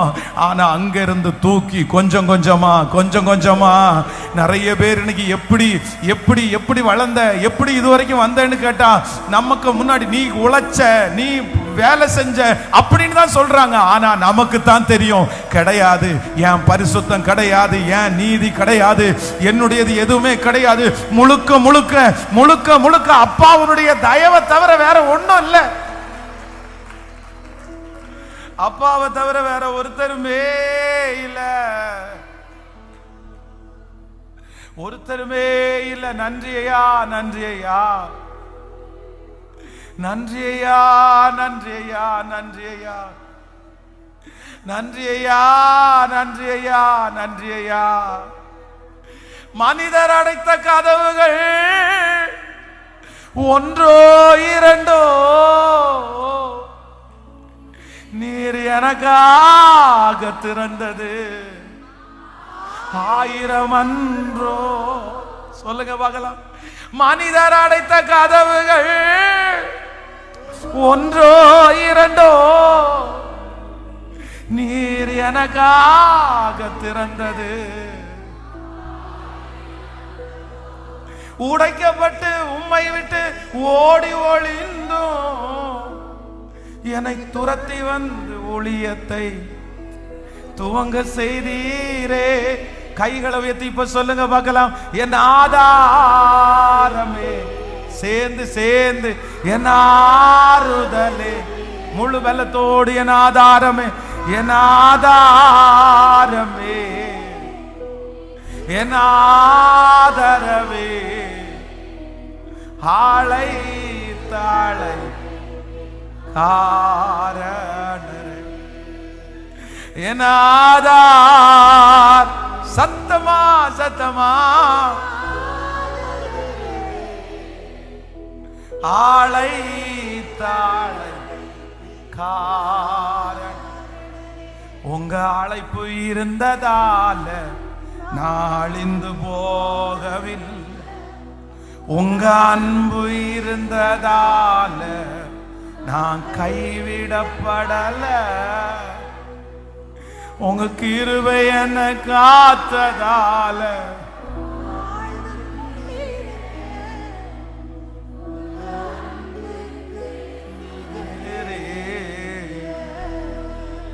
உங்க கிருபை என்ன காத்ததால உங்க அன்பிற்கு நிகரே. ஹல்லேலூயா, ஹல்லேலூயா, ஆமென். அவருடைய பாசத்தை இனி இல்லை. நிறைய பேருக்கு ஏற்கனவே அவர் என்னவா தான் இருக்கிறார் அப்படின்னு சொன்னா, ஏற்கனவே நம்ம நிறைய பேருக்கு அவர் எப்படி தான் இருக்காருன்னா தாயா தான் இருக்கிறார். உண்மைதானே? நமக்கு தாயா இருந்ததுனால தான் நம்ம இவ்வளோ தூரம் வந்திருக்கிறோம். இந்த யாக்கோபுக்கு எப்படி ரெபேக்காள் என்கிற ஒரு தாய் இருந்தார்களோ, அதே போல இயேசு நமக்கு இதுவரைக்கும் என்னவா தான் இருந்திருக்கிறாருங்க, தாயா இருந்திருக்கிறார். நம்பர் 4, 4வதாக இந்த ரெபேக்காளுடைய பாசம் அப்படின்னா, ஒரு பிள்ளை மேல ஒரு அம்மாவுக்கு இருந்த 4வது பாசம். இல்லைன்னா ஒரு பிள்ளைய ஒரு தாயார் வந்து பின்னாடி இருந்து மோட்டிவேட் பண்ற. ஆதியாக 27ஆம் அதிகாரத்தினுடைய 13வது வசனத்தை வாசிக்கலாமா? ஆமென். 27ஆம் அதிகாரம் 13வது வசனம். அதற்கு அவன், தாய், என் மகனே, உன்மேல் வரும் சாபம் என்மேல் வரட்டும், என் சொல்லை மாத்திரம் கேட்டு நீ போய் அவைகளை என்னிடத்தில் கொண்டு வா. 27ஆம் அதிகாரத்தினுடைய 12வது வசனத்தை வாசிக்கலாமா? 11ல வாசிங்க, அப்போ உங்களுக்கு நல்லா புரியும். 11ல இருந்து வாசிக்கலாம். அதற்கு யாக்கோபு தன் தாயாகிய ரெபேக்காளை நோக்கி, என் சகோதரனாகிய ஏசா ரோமம் மிகுந்தவன், நான் ரோமம் இல்லாதவன். ஒருவேளை என் தகப்பனார் என்னை தடவி பார்ப்பார், அப்பொழுது நான் அவருக்கு எத்தனாய் காணப்பட்டு என் மேல் ஆசீர்வாதத்தை அல்ல சாபத்தை வானேன் என்றார். அடுத்த வசனம்.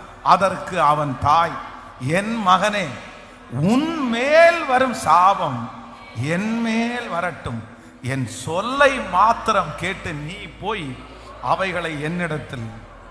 ஆமென். இப்போ இந்த யாக்கோபு என்ன சொல்றாரு அப்படின்னு சொன்னா, அம்மா நீங்க சொல்றதெல்லாம் சரிதான், நீ சமைச்சு தர்றீங்க, நான் கொண்டு போய் அப்பாவுக்கு முன்னாடி கொடுக்குறேன். ஆனா என்ன அப்படின்னு சொன்னா, அப்பாவுக்கு வந்து நல்லாவே தெரியும், என் அண்ணனை மாதிரி நான் இல்லை. எங்க அப்பா வந்து கண்ணு தான் அவருக்கு தெரியாது. ஆனா ஒருவேளை அவர் என்ன பண்ணுவாரு, தடவி பார்த்தார் அப்படின்னு சொன்னா கண்டிப்பா என்ன கண்டுபிடிச்சிடுவாரு. ஏன்னா அவனுக்கு என்ன இருக்குது, மூத்தவனுக்கு நிறைய முடி இருக்கு, ரோமம் இருக்குது. ஆனா எனக்கு அப்படி கிடையாது. அதனால ஒருவேளை அவர் தடவி பார்த்து என்னை கண்டுபிடிச்சு, ஐயோ இவன் வந்து ஏமாத்துறதுக்கு தான் வந்தான் அப்படின்னு சொல்லி எனக்கு ஆசீர்வாதத்திற்கு பதிலா, ஏன்னா எப்ப அந்த மூடு இருக்குன்னு தெரியாது. நீங்க எல்லாருமே வந்து யாக்கோபு இவர் பாருங்க, தன்னுடைய அந்தியமே காலத்துல தன்னுடைய பிள்ளைகளை ஆசீர்வதிக்கும் போது கூட அந்த மூடை பொறுத்து தான் ஆசீர்வதிக்கிறாங்க. அந்த நேரத்தில் அவங்களுக்கு என்னதான் அப்படிதான் பண்றாங்க நிறைய பேர். வேதத்துல எல்லாருமே அப்படிதான். ராகேல் பாருங்க, அவள் வேதனையான நேரத்துல வந்து பிள்ளை பிறக்கும் போது பெனானி அப்படின்னு பேர் வைக்கிறாங்க. அந்த மாதிரி சிச்சுவேஷனுக்கு தகுந்த மாதிரி தான் அவங்க வந்து செயல்படுறாங்க.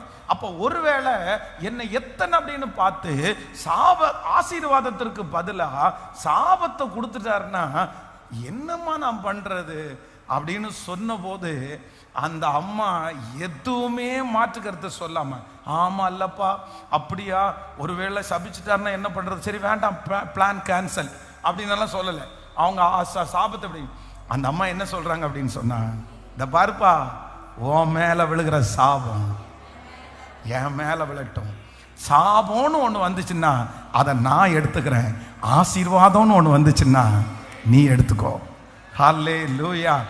அதுக்காக தான் என் சாபத்தை என் அப்பா வாங்கிட்டு, ஆமென், அவருடைய கல்வாரி சிலுவையினால் என் சாபத்தை எனக்கு ஆசீர்வாதமாய் மாற்றி தந்த தேவனுக்கு நல்ல கரங்களை தட்டி எனது அனைத்து தீமையையும், ஆமென், அவர் மேல் விழுந்ததால் அவருடைய அனைத்து நன்மையும் என் மேல் வந்தது.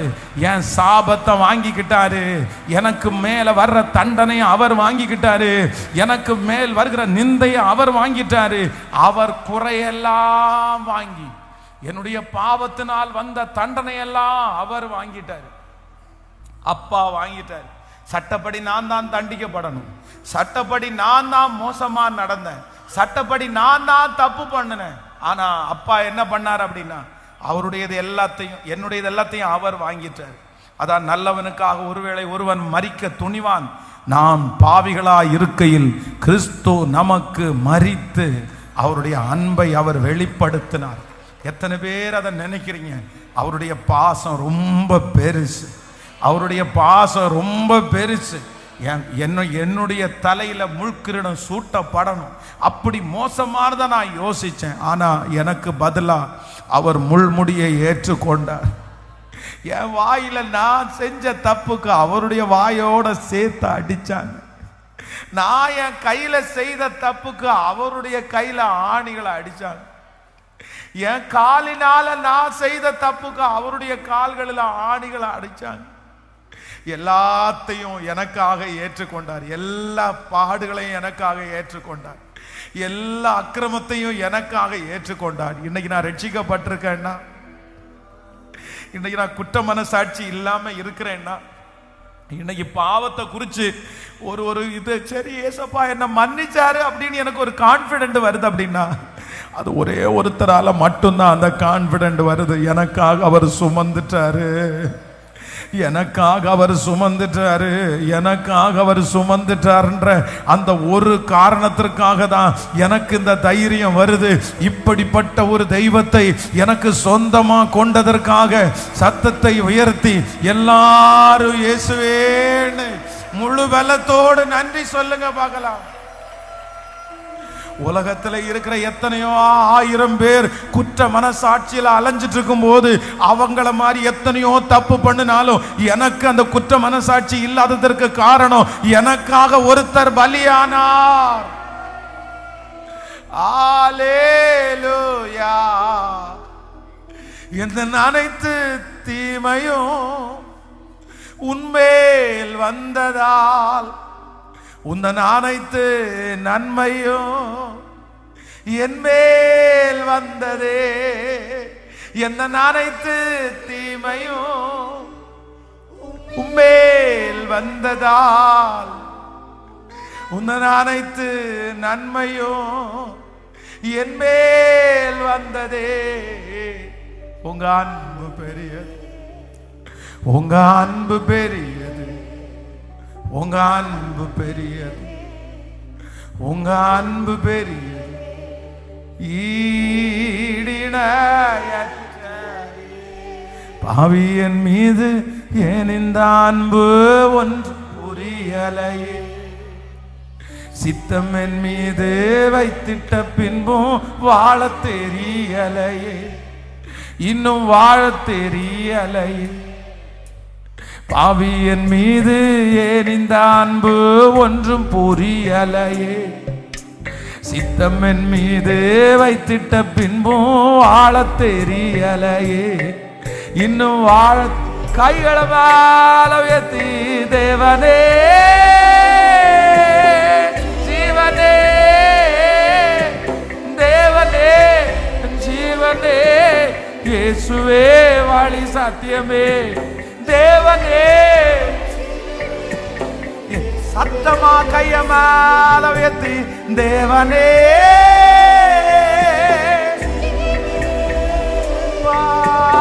தேவனே, இயேசுவே வழி சத்தியமே, தேவனே என் ஜீவனே, இயேசுவே வழி சத்தியமே. மண்ணான மனிதன் நான், என்னால் ஏதும் ஆகுமா? மண்ணான மனிதன் நான், என்னால் ஏதும் ஆகுமா? உன் பிள்ளையாய் நான் வாழ முடியுமா? உன் பிள்ளையாய் நான் வாழ முடியுமா? கைய மேல உயர்த்தி பாவியின் மீது ஏன் இந்த அன்பு ஒன்றும் புரியலை. சொல்லுங்க எல்லாரும். சித்தம் என் மீது வைத்திட்ட பின்பும் வாழ தெரியலை. பாவி என் மீது நின்ற அன்பு, சித்தம் என் மீது வைத்து வாழ தெரியலை, இன்னும் வாழ தெரியலையே, இன்னும் வாழ தெரியலையே, இன்னும் வாழ தெரியலையே. நன்றி ஆண்டவரே, நன்றி, நன்றி ஆண்டவரே, நன்றி நன்றி நன்றி. ஹல்லேலூயா. அப்ப ஆமே. நாலாவது, ஒரு தாய், கர்த்தர் நமக்கு ஒரு தாயா இருக்கிறார். எப்படி இருக்காருன்னா, எல்லா தீமையும் அவர் மேல வாங்கிட்டு, நம்முடைய பாவங்களுக்கு தக்கதாய் நமக்கு அவர் செய்யவே இல்லை. நம்முடைய தவறுகளுக்கு தக்கதாய் அவர் செய்யவே இல்லை. நம்மளை தண்டிக்கணும்னா எப்படி வேணாலும் ஆண்டவர் நம்மளை தண்டிச்சிருக்கலாம். நம்ம செஞ்ச தப்புக்கு என்ன வேணாலும் ஆண்டவர் நம்மளை பண்ணியிருக்கலாம். ஆனால் ஆண்டவர் கர்த்தர் எல்லாத்தையும் அவர் மேலே ஏற்றுக்கொண்டார். எல்லா தவறையும் அவர் மேலே ஏற்றுக்கொண்டு ஒன்று மட்டும்தான் நமக்கு காமிக்கிறாரு. ஆசீர்வாதத்தை மட்டும்தான். நமக்கு நல்ல பலன் தர்றார், நடக்க செய்கிறார், உழைக்க செய்கிறார். இவ்வளோ பெரிய நல்ல தேவன். ஹல்லேலூயா. 5வது ஒன்றை கூட சொல்லி நான் முடிக்கிறேன், டைம் ஆயிடுச்சு. ஸோ 27ஆம் அதிகாரத்திலே 15வது 16வது வசனத்தை வாசிக்க போகிறோம். 27ஆம் அதிகாரம் 15. பின்பு ரெபெக்காள், எல்லாரும் சேர்ந்து வாசிக்கலாம். ஆமேன்.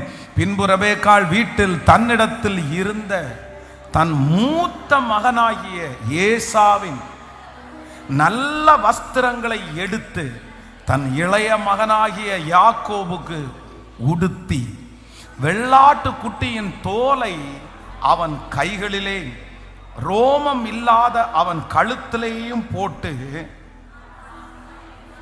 தன் சமைத்த ருசியுள்ள பதார்த்தத்தையும் அப்பங்களையும் தன் குமாரனாகிய யாக்கோபின் கையிலே கொடுத்தாள். ஹல்லேலூயா. ஆமென். இப்போ என்ன பண்றாங்க அப்படின்னு சொன்னா,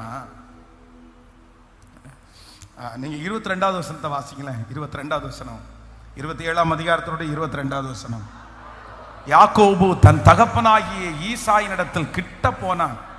அவன் இவனை தடவி பார்த்து, நல்லா கவனிச்சுங்க, தடவி பார்த்து, சத்தம் யாக்கோபின் சத்தம், கைகளோ ஏசாவின் கைகள் என்று சொல்லி.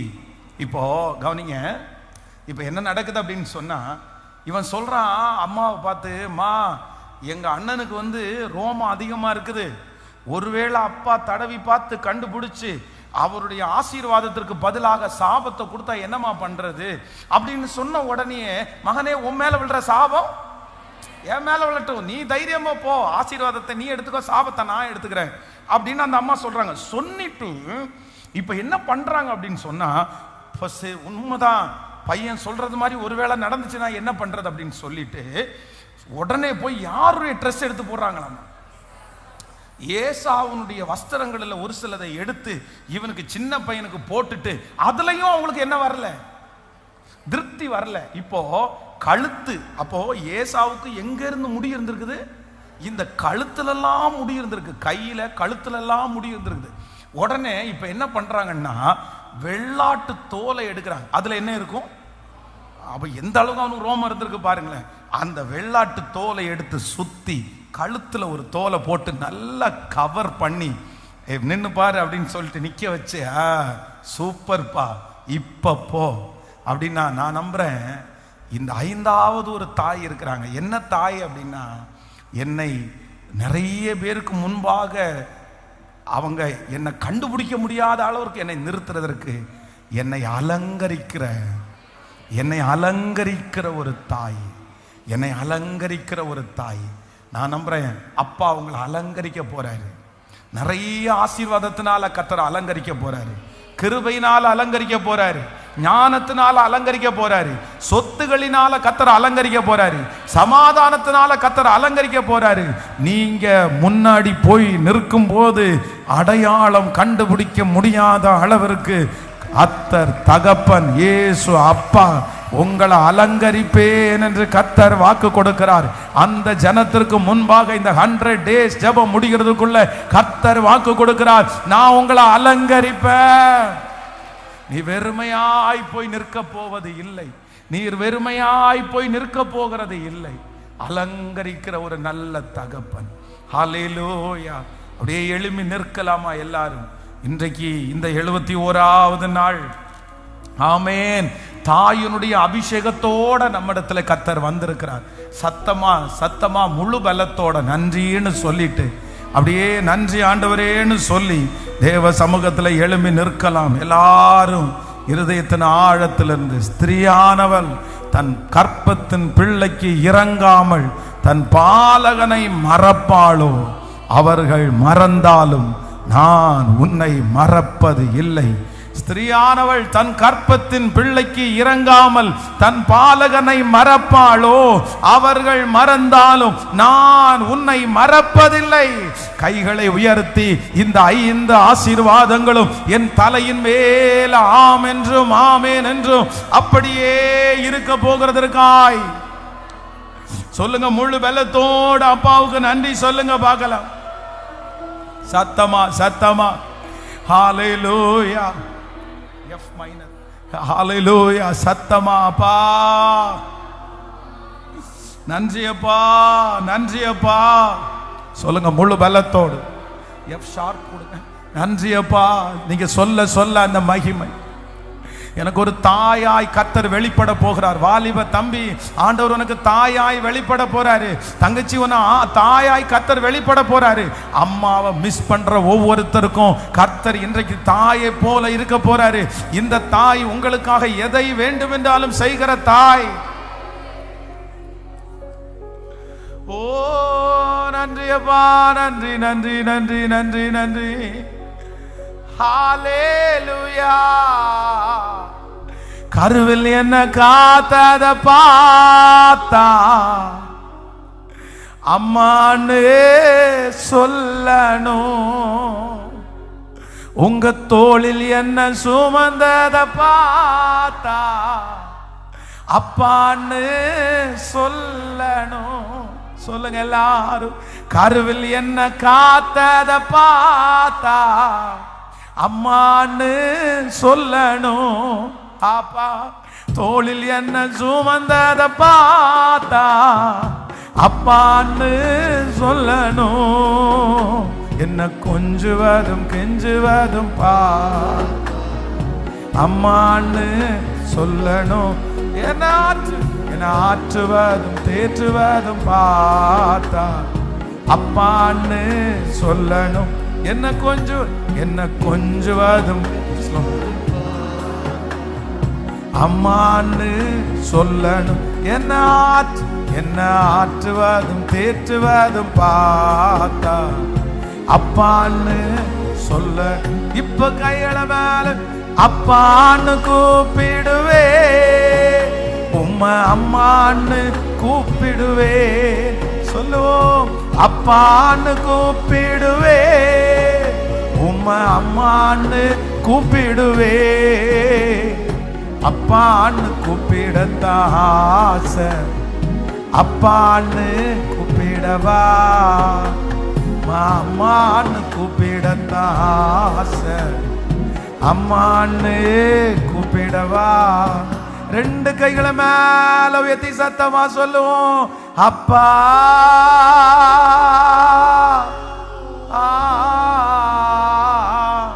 என்னடா அம்மா,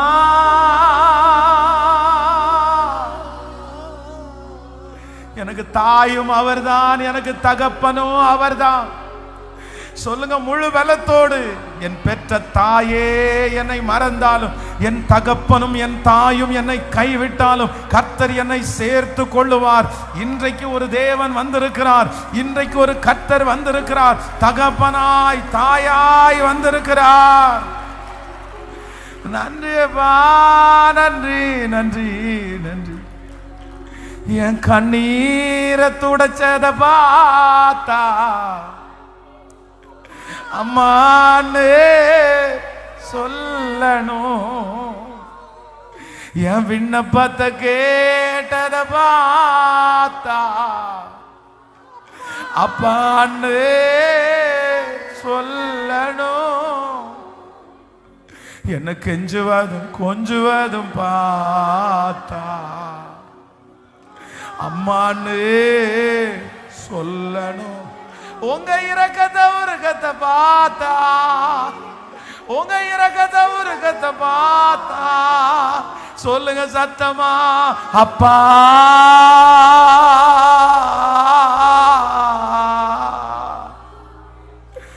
அம்மா.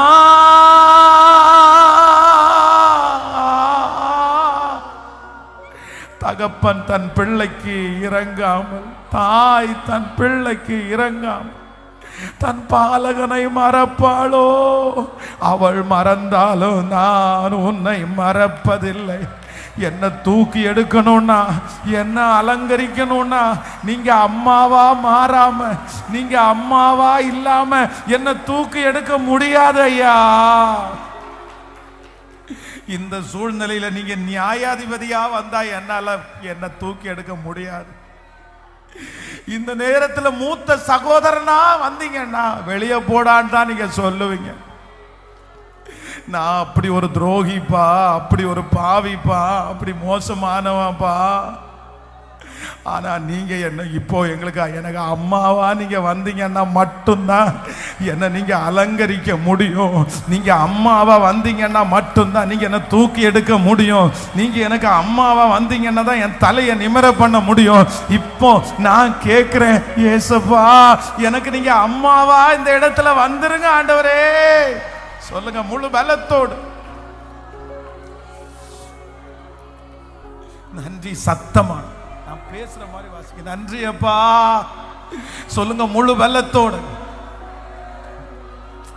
முழு பலத்தோட, முழு பலத்தோட சத்தத்தை உயர்த்தி, ஆண்டவரே நீங்க ஒரு வக்கீலா வந்தீங்கன்னா நீங்க எனக்கு இன்னைக்கு வக்கீலா நீங்க வர முடியாதுப்பா. அந்த அளவுக்கு நான் ஒருத்தல. நீங்க வக்கீலா வந்தீங்கன்னா கண்டிப்பா எனக்காக பரிந்து பேச முடியாது. நீங்க ஜட்ஜா வந்தீங்கன்னா எங்களுக்கு நீங்க தண்டனை மட்டும் தான் கொடுத்துட முடியும். நீங்க வேற எந்த கேரக்டர்ல வந்தாலும் எனக்கு நீங்க சப்போர்ட் பண்ண முடியாது. ஆனா இப்ப நான் ஜெபிக்கிறேன், நீங்க எனக்கு தாயா வந்தா மட்டும்தான் எனக்கு இன்னைக்கு சப்போர்ட் பண்ண முடியும். ஸ்திரீயானவள் தன் கற்பத்தின் பிள்ளைக்கு இறங்காமல் தன் பாலகனை மறப்பாளோ? அவள் மறந்தாலும் நான் உன்னை மறப்பது இல்லை என்று சொன்ன தெய்வம் எனக்கு தாயா இன்றைக்கு வந்துருங்கப்பா. லிதரலம் தனனோ தலரத்னே ரேகதனம ரோதலரத்யானரே ரீதலரம் தனோ. நன்றி நன்றி நன்றி நன்றி அப்பா, நன்றி அப்பா, நன்றி அப்பா, நன்றி அப்பா. ஸ்தோத்திரம் ஸ்தோத்திரம். எஸ் ஸ்தோத்திரம் ஸ்தோத்திரம் ஸ்தோத்திரம் ஸ்தோத்திரம் ஸ்தோத்திரம் ஸ்தோத்திரம். ஓ ஸ்தோத்திரப்பா ஸ்தோத்திரம். அவ்வளோ துரோகிப்பா, அவ்வளோ துரோகிப்பா. நீங்க அம்மாவை தவிர வேற எந்த கேரக்டர்ல வந்தாலும் என்ன தூக்கி நிறுத்த முடியாதுப்பா. நன்றி நன்றி நன்றி நன்றி. உங்க கிருபை எங்களை தாங்கிறதற்காக நன்றி. இந்த 71வது நாள் நீர் பேசின வார்த்தைகளுக்காக உமக்கு ஸ்தோத்திரம். எங்களுக்கு தாயாய் நீர் கடந்து வருகிறதற்காக ஸ்தோத்திரம். இந்த சத்தத்தை லைவ்ல கேட்டுட்டு இருக்கிற பிள்ளைங்க, இந்த ஆலயத்தில் வந்திருக்கிற பிள்ளைங்க, இந்த சத்தத்தை கேட்கிற ஒவ்வொருவருக்கும் இந்த வார்த்தை அப்படியே உள்ளுக்குள்ளே கடந்து போய் ஒரு பெரிய மாற்றத்தை எங்க பிள்ளைகளுக்கு தரப்போகிறதற்காக உமக்கு ஸ்தோத்திரப்பா. இந்த 100 நாட்கள் ஜெபம் முடிகிறதற்குள்ள அந்த அற்புதத்தை எங்க கண்கள் பார்க்க போகிறதற்காக ஸ்தோத்திரம். இன்னைக்கு நீங்க சொன்ன அத்தனை வார்த்தைகளையும் அப்படியே நிறைவேற்றுவீராக. நன்றி.